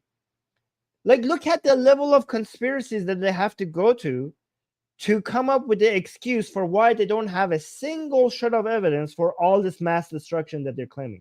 Why is it that when Israel hits you, the whole world sees it without anyone being able to hide it? No, when Nasrallah is taken out, when Ismail Haniyeh is taken out, when Fahd Shukr is taken out, when the pagers go out, the way Israel hits you is as clear as sun in the day, right? But when you hit Israel, when you cause mass damage, we're just like, hey, trust me, just trust me. All the evidence is somehow blocked, but just trust me, we have devastated them. Okay, sure. Strike on Israel and their most sensitive air bases. And the claim is that Israel lost half of their fleet of F-35s from the.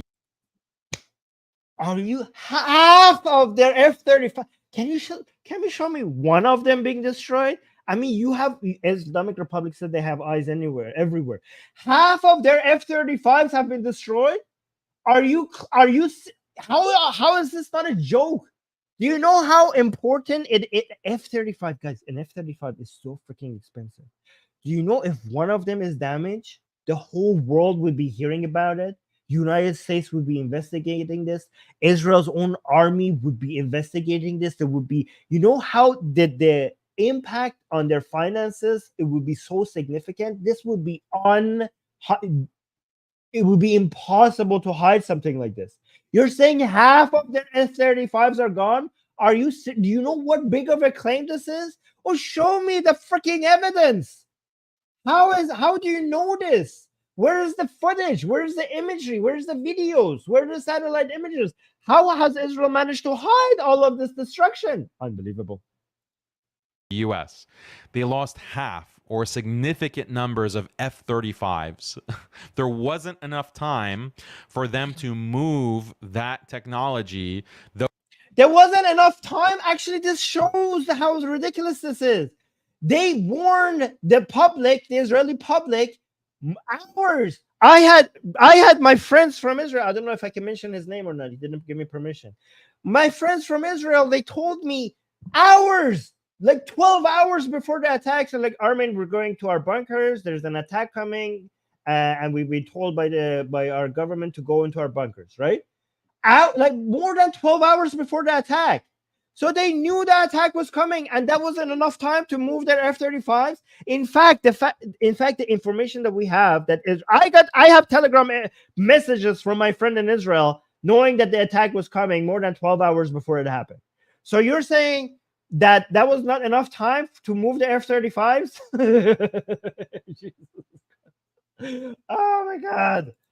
those multi-billion-dollar fighter jets out of the reach of these hypersonic missiles. That is a huge failure, and it is incredibly demoralizing for the IDF and for Israel to lose half of. This is so much projection. When he says demoralizing, it's because this is them just projecting. This is what they're feeling, and like, no, this is like, no, you feel insignificant. No, it's you who is weak. No, it's you who's pathetic. I'm me strong. Muslim strong. Muslim is strong. I'm strong. You are coping. Your fleet, or even to lose one F-35 that the United States has gifted you, and they're gone. They're blown to bits. So that's what the IDF, what Israel, and what the United States has to hide. They can't report on that. Now, let's see. Yeah, actually, people are also confirming that the F-35s were put up in the air. The operation, guys, the operations of these bases, people see them, people have access to them. The Israeli military is transparent. All of this is everything that the fact that everything that he's saying is a lie is easily verifiable. I'm just showing you the just a little bit of it. Anyway, let me actually show you the next part. This is so embarrassing. Oh my God. I'm so glad I'm not a Muslim. It would be so hard to live in in Muslim fantasy, because I don't know how to. I don't know how I would be able to cope with that. I would be able to have reality being so different from what I have to say. Like, I would have to come and do live streams for you guys. It would be my job. See, my job is easy because basically reflecting reality is an easy job. But imagine if reality was something and I had to convince you guys of something that is not reality.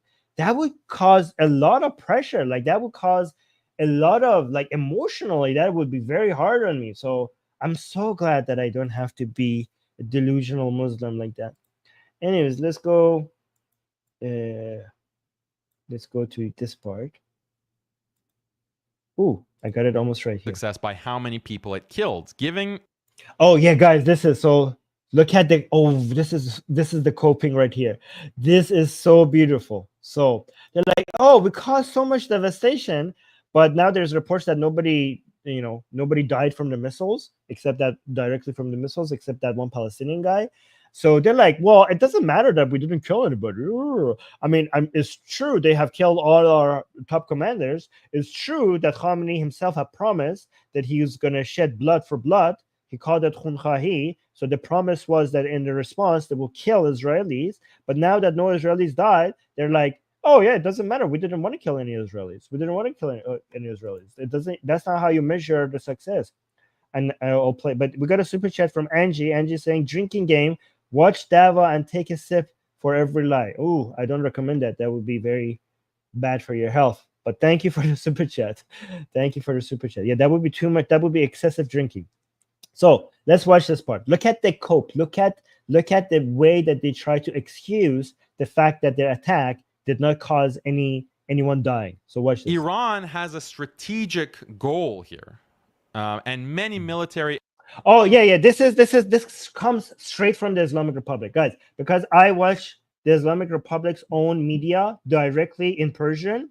So, given how pathetically weak the response was, the new method by the Islam, so I know he's getting this information from the Islamic Republic, because this is, I mean, the narrative, the propaganda comes from the Islamic Republic. So and is spreading among these other Muslims, even Sunni Muslims, right? So the Islamic Republic is saying, like, well, yes, Israel did do this and that and that and that, and we have been ripped apart in our a-holes by Israel, but that was a tactical attack. And if you pay attention, what we have done in response is strategic. So in Persian, they call it rahbordi versus taktiki. So rahbordi versus taktiki. So if you, it might seem like the attack by Israel was more significant, but their attack was tactical. Our attack was strategic. And strategic attacks are more significant than tactical attacks. And like, okay, how was theirs tactical? They just took out all your main leaders, and all your main weaponry. How is that tactical? But the missiles that you have sent that didn't kill a single Israeli directly, that didn't take their military bases out of operation, you're calling that strategic? How is that okay? Okay, let's see their excuses. Analysts have pointed this out. The strategic goal here, I'll show one on the screen so you don't. Analysts have pointed this out. He's talking about his other Muslim content creators. So when I use my sources, I go to experts. I go to military experts. When he says analyst, he's calling a Muslim Twitter account or a Islamic Republic sympathizer that is just posting tweets. That's his analyst. So that's what this is. I think I'm just speaking out of turn. Oh yeah, okay. I'm not speaking out of term because I'm going to show you a tweet that is saying what I'm saying. It's stupid to assess Iran's strike success by how many people it killed. Given the sheer strategic nature of the attack, killing people would have been a very low-level objective. Also, comparing Iran's strike to Al-Qassam attack in Tel Aviv is naive. This attack was tactical. Low-level, wait, hold on. Given that the sheer strategic nature of the attack, killing people would have been a very low-level objective. Then what if that was a low-level objective? Then why did Khamenei promise khun khahi? He said the attack would be khun khahi. That means blood for blood. That means in response to you killing our people, we will kill your people. So how come that was the promise by Khamenei? If that's such low level?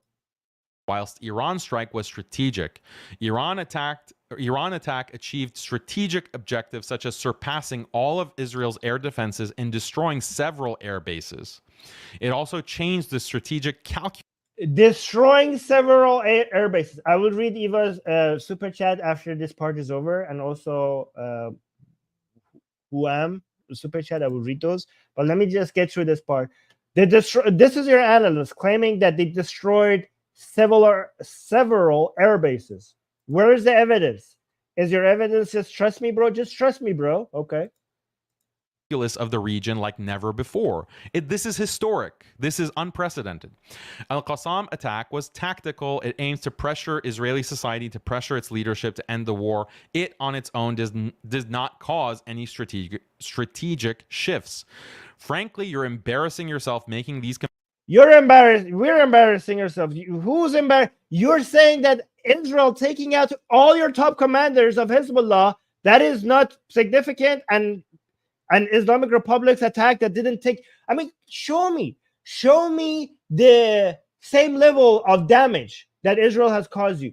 Are you show me some of the leaders of IDF, of Mossad that have died? A minister, like, I mean, not taking out Nasrallah at least would be the equivalent of taking out Galant or somebody, a minister, or the head of Mossad, or at least a soldier. At least a commander of the military, something. You have nothing. Where is this? What? You're embarrassing yourself. But let's continue. Comparisons showing your limited understanding of events. Genuinely, I'm embarrassed for you. Yeah, it's embarrassing to make this claim. Wow, this is projection. Again, embarrassing. So look at this guy that he's saying like, hey, I'm not speaking out of turns. Let me bring you an analyst. Okay, so who's this analyst? So this is the analyst who doesn't even have a name. Mina Unleashed, nuanced analysis on the political economy of the Middle East by Ahmed. Okay, so he's Ahmed. Well, where's his last name? From Gaza, predicted Gaza war in 2016. Okay, and this is his website. His website has nothing in it. It's just a subscription. So is this your analyst? Who's this guy? What is this? This is your analyst? Like, oh, don't like what I'm saying is correct. Look at this tweet by this analyst. This is your analyst. His claim to fame is that he doesn't say like he's a journalist, he's a published author, he's like academic, he's a journalist. His claim to fame is that he predicted the war in 2016, and his website doesn't even have any content. This is the guy that you referred to show that you're not just making stuff up, but showing a tweet from this guy. Okay, That's his evidence. Like, hey, guys, trust me. This is strategic. What Israel did is tactical. Where's your proof? Here's a tweet by this unknown guy that I don't know. That's an analyst. Okay. That's oh my God. You have nothing. You have nothing. This is embarrassing. You try to embarrass other people. You're embarrassing yourself. Oh my God.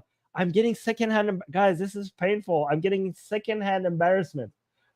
This is secondhand. Are you not feeling embarrassed for him? Okay, so we got super chats. Eve is saying, sorry to force the question. Couldn't get an answer in chat. Did Iran ask Israel for a ceasefire? I saw 2 reporters today. Was it fake? So, yes. So the Islamic Republic is constantly asking for a ceasefire. And also now Hezbollah is asking for a ceasefire without conditions, because they are, again, this is actually, thank you so much, Eve, for bringing this up, because this shows who has the upper hand. Israel doesn't want a ceasefire. Israel is like, why? We are basically handing our asses to you. Why should we ceasefire? This is great. We're loving this, right? The people who are asking for ceasefire are the people who are losing. If they were the people, again, this is very simple. If A and B let's say A and B are fighting, okay? B is asking for the fight to stop. A is wanting the fight to continue. Who do you think has the upper hand? I would bet the person that is asking for the fight to continue has the upper hand. The person who's losing probably wants the fight to stop. So, and also, here's another evidence that Hezbollah is being decimated. Hezbollah, up until recently, said the condition for ceasefire is for Israel to stop the war in Gaza. Hezbollah just recently came out and says, we will accept ceasefire without any conditions. What does that mean? That means that they are being raped, that Israel is destroying them. Why did they remove that condition? Because they're like, can you please stop hitting us? We can't take it anymore. That's what this means. The Islamic Republic of Iran is constantly asking for ceasefire. This is the same Islamic Republic that is promising the annihilation of Israel and claiming that it has the capacity to annihilate Israel.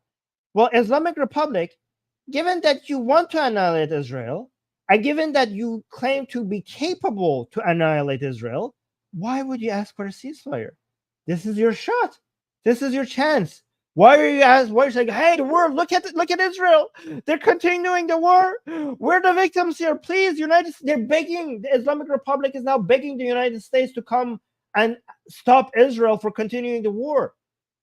What? Like, you're always acting tough in front of Muslims, like, oh, we're gonna destroy them. But then in front of the Western world, like, oh, they're hitting us. Stop them. And then they to their own people, like, oh, we will destroy them. We will annihilate Israel. We will wipe them off the map. United States is hitting us too hard. Israel has lost its mind. Please come stop it. Oh, yes, we will annihilate them. We will destroy them. Israel weak. Oh, Israel is too strong. Israel is they're cruel. Why are they doing this to Muslims? Oh, we're strong. We will kill them all. What the hell?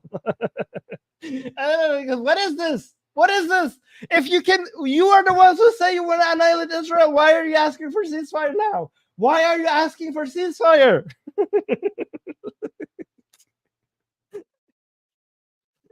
Oh my God, this is so crazy. And again, when they say they want ceasefire, what they mean is that please give us time to recover for the next attack on Israel. When they say ceasefire, they don't mean that they don't want any war. They mean that they don't want war right now because they're being destroyed. They were like, hey, they're asking for timeout so they could recover for the next October 7th. Okay, so why should you give them the time to recover? They don't want permanent ceasefire. They want a temporary ceasefire for now so they get strong enough to do another October 7th. It would be idiotic to give them that timeout. Oh my God. There's another super chat. Who am I saying? Israel lives. Muslims need to cope. Love to Armin. Mwah. Well, thank you. Again, but to be fair, not all Muslims. We just recently had a live stream with Dahlia. Go watch that. That was a very good live stream. You can see that some Muslims support Israel as well, including many Muslims from Israel itself. And that actually is very painful to Muslims like Daniel Haqiqatjou. That this was just a fireworks show. It just means that you're. Oh, wait, who said that? Wait. Like, oh, so this was not just a fireworks show. The people who are saying that are embarrassing themselves. Well, where did you get the fireworks show claim, Daniel Haqiqatjou? Was it not from your fellow friend and Muslim, Muhammad Hijab? Is he embarrassing himself? Go talk to him.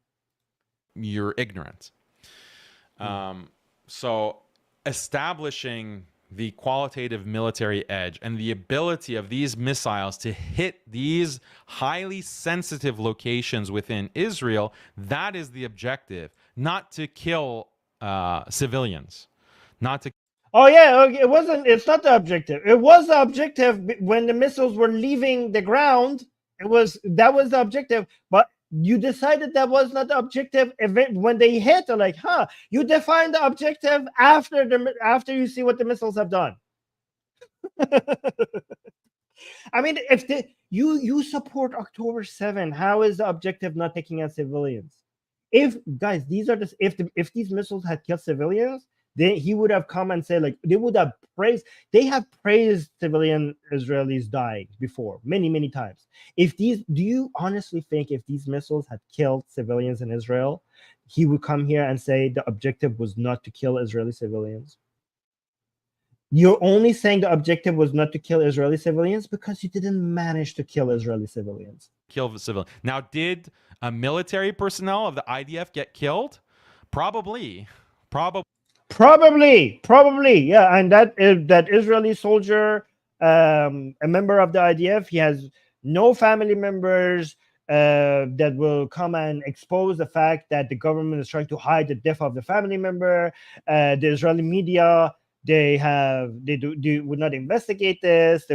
People just disappear in Israel without anyone questioning where they went.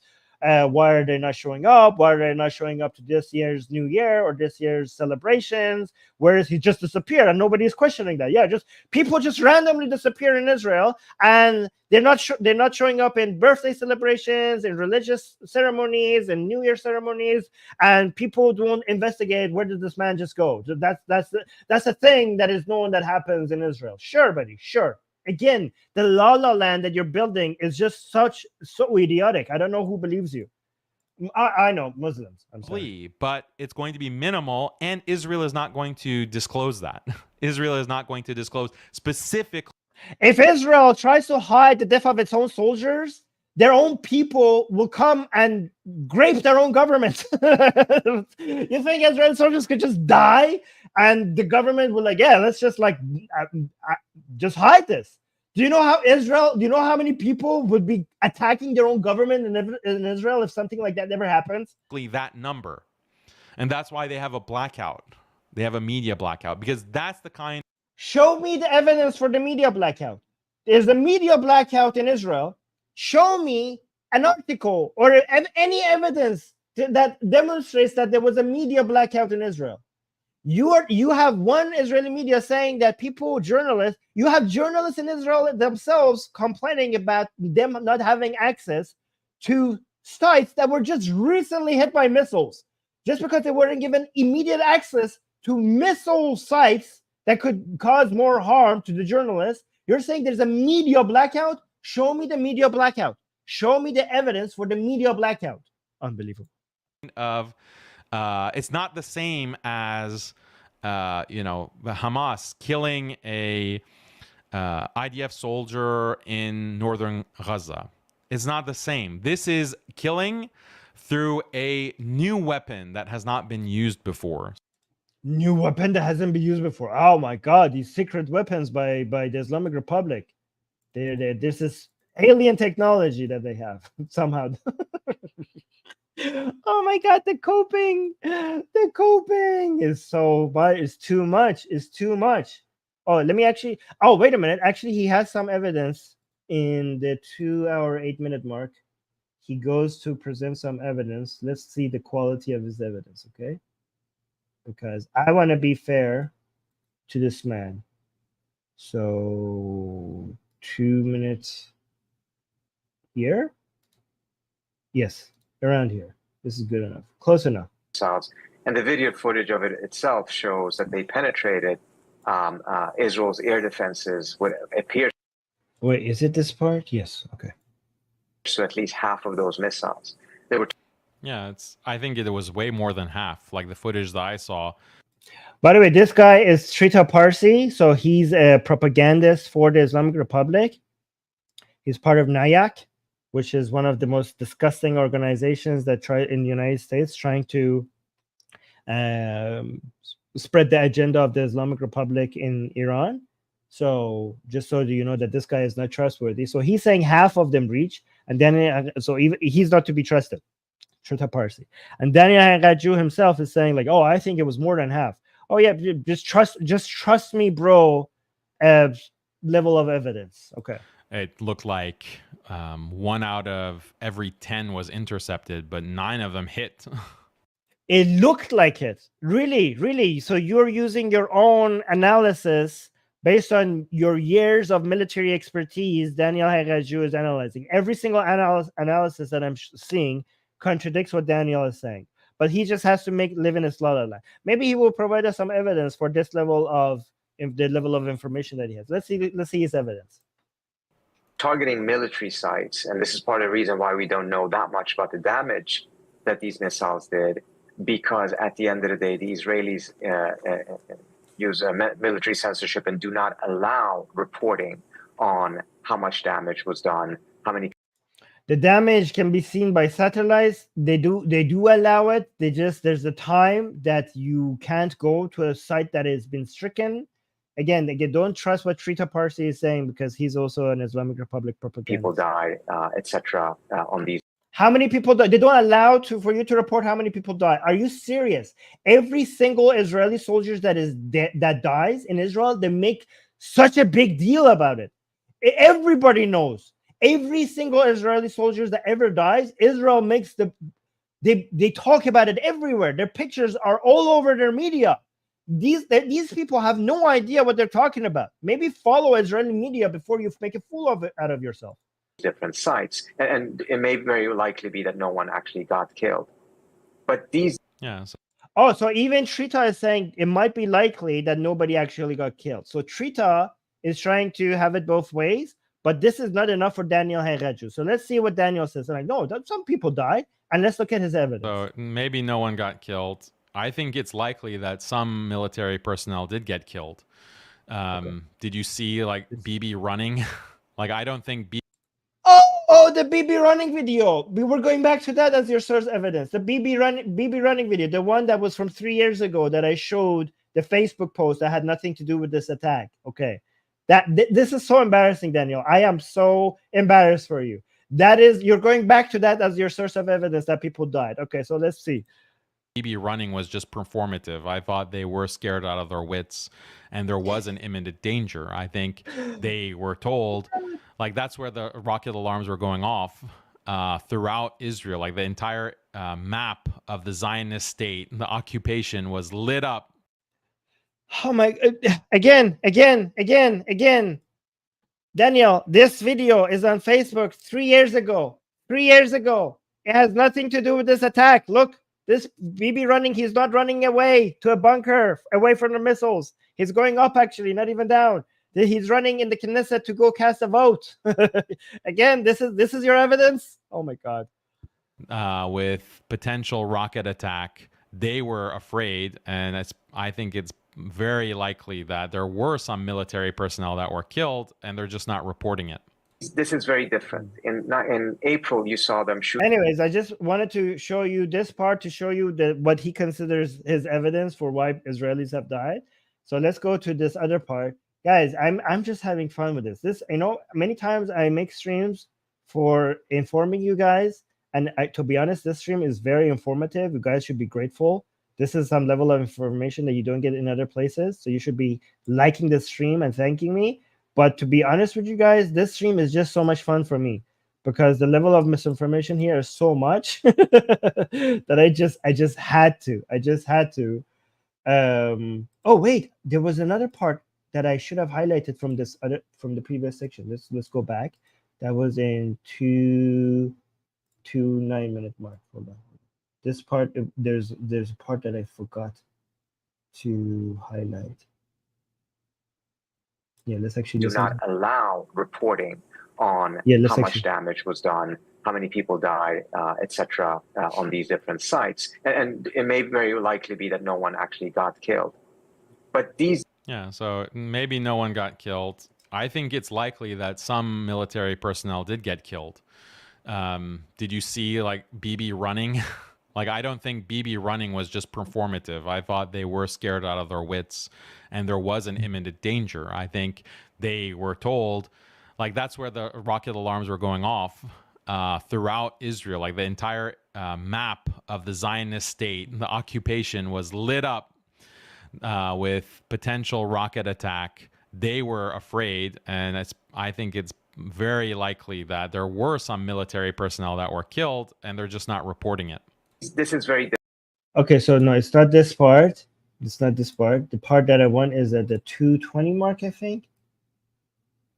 Yeah, here. Sorry, this part. This part. Okay. Or added evidence that despite all of the talk that Biden is trying to prevent escalation, he actually is not doing that. At least some of the team members he has at the White House seems to be encouraging Israel to do so. And as a result, unless Iran strikes back, the narrative will be that Iran is now a paper tiger, Hezbollah is lost, and as a result, it actually is rather cost less for Israel to escalate matters further, and the U.S. should be on board with that. I think the Iranians reacted in order to change that narrative and reassert the idea that any war with Iran would actually be extremely costly to all sides. Yeah, that's exactly what they did. That's what deterrence is. The message was sent loud and clear, and everyone knows it. You have this person, which this is the first time I'm seeing him, Trita Parsi. I guess he's Parsi. And yeah, all the experts agree. Like, this was a game. So I just wanted to highlight this part because he doesn't know who Trita Parsi is. Okay, if you are anybody serious that is following Iranian politics, knows Trita Parsi. This guy is the main propagandist of the Islamic Republic of Iran in the United States. He's the founder of NAYAK. He's a person that many Iranians hate with passion. And Daniel Haqiqatjou, I'm Iranian, and Daniel Haqiqatjou is also Iranian, and he's supposed to be a analyst on Iranian affairs right now, trying to show that he has knowledge on what's happening in Iran.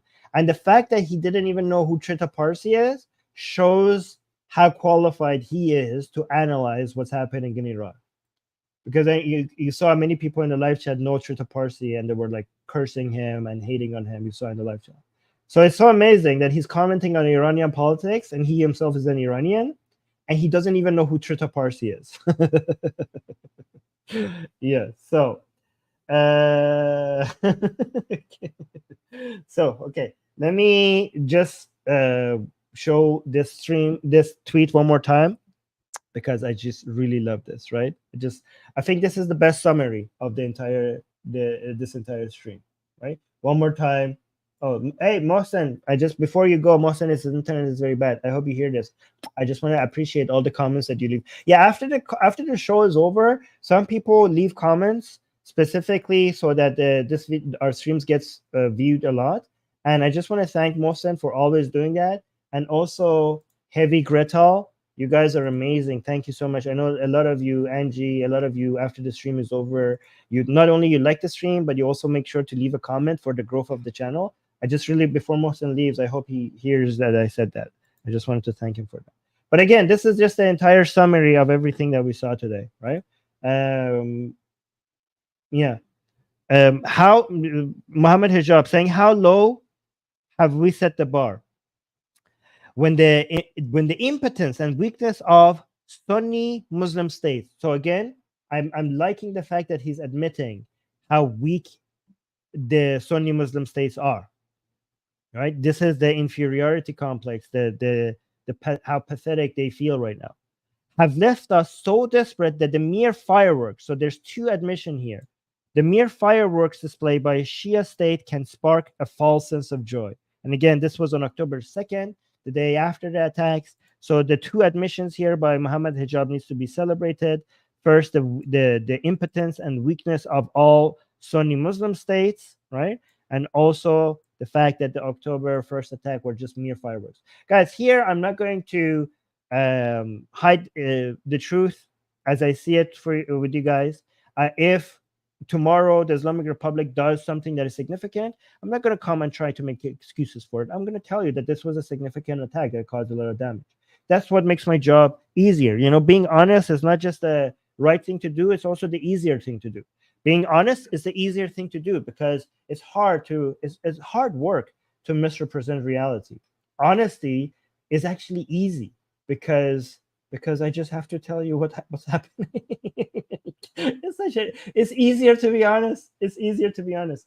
Anyways, guys, thank you for everybody supporting us. Let me actually respond to some of the comments that Jean, thank you so much for being here and highlighting the comments and starring them. Don't forget to like the stream. Jean starred a couple of the comments for me to read out. Seth is saying, do you guys think that there comes a World War III from the Islamic Republic?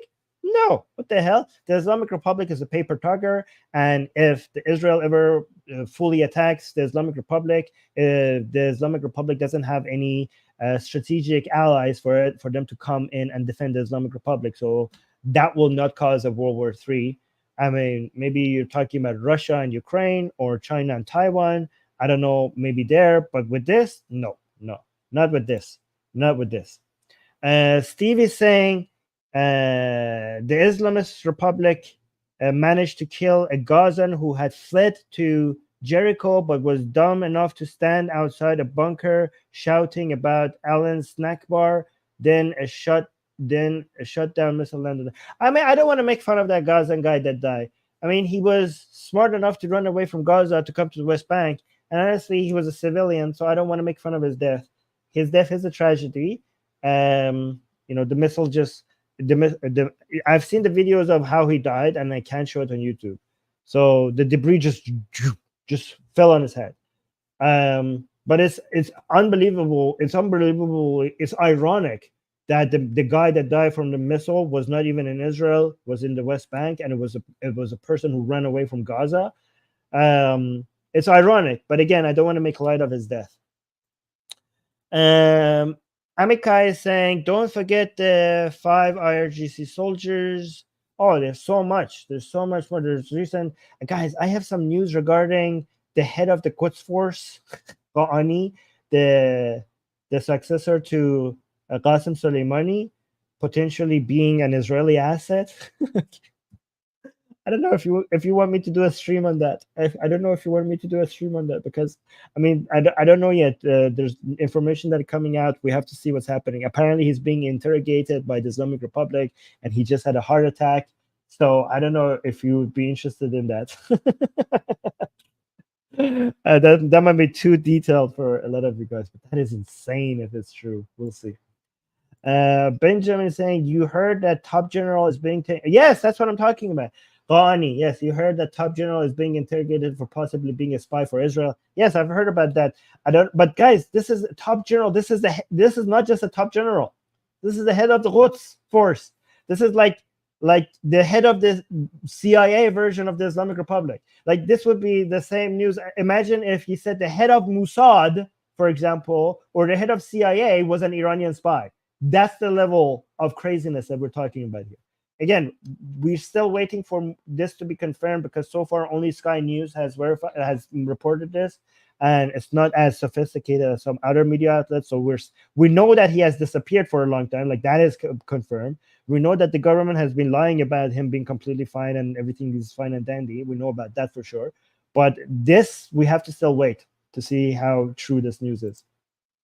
Per is saying, Armin, do you think Sufis are the worst sect of Islam after meeting Dahlia? Okay, yes, because you don't understand the difference between Muslims and Islam. Sufism is the worst sect of Islam, but Sufis could be great people. Sufis, you don't understand the difference between a Muslim and Islam, between Sufism and Sufi people. I've met many Sufi people that are the best people. Okay, I've met many people, so many Muslims that are the best people. I'm making a claim about the ideology, not about every single individual. Anyways, I am going to end the stream, and yeah, Sufism is dangerous, guys. Very, very dangerous. Anyways, I'm going to end the stream. Make sure you like the stream. Make sure you leave a comment. Make sure you recommend this channel to your friends and enemies and jinns and angels and your pets and maybe your AI. Anything that has consciousness, basically. Recommend this channel. Advertise it. Except the people who are living in Islamic countries, and recommending an atheist channel might be costly to them, may be dangerous, then don't recommend this. But everyone else, please recommend this. Please advertise this channel. Leave a comment, subscribe. If you have subscribed already, hit the bell notification. Hit the, we call it, on the Persian channel, the bell notification, we call it the bell of shaitan. Basically, the devil's bell. So hit the devil's bell. And yeah, that's it. And thank you. And stay liberal. Till next show. Bye.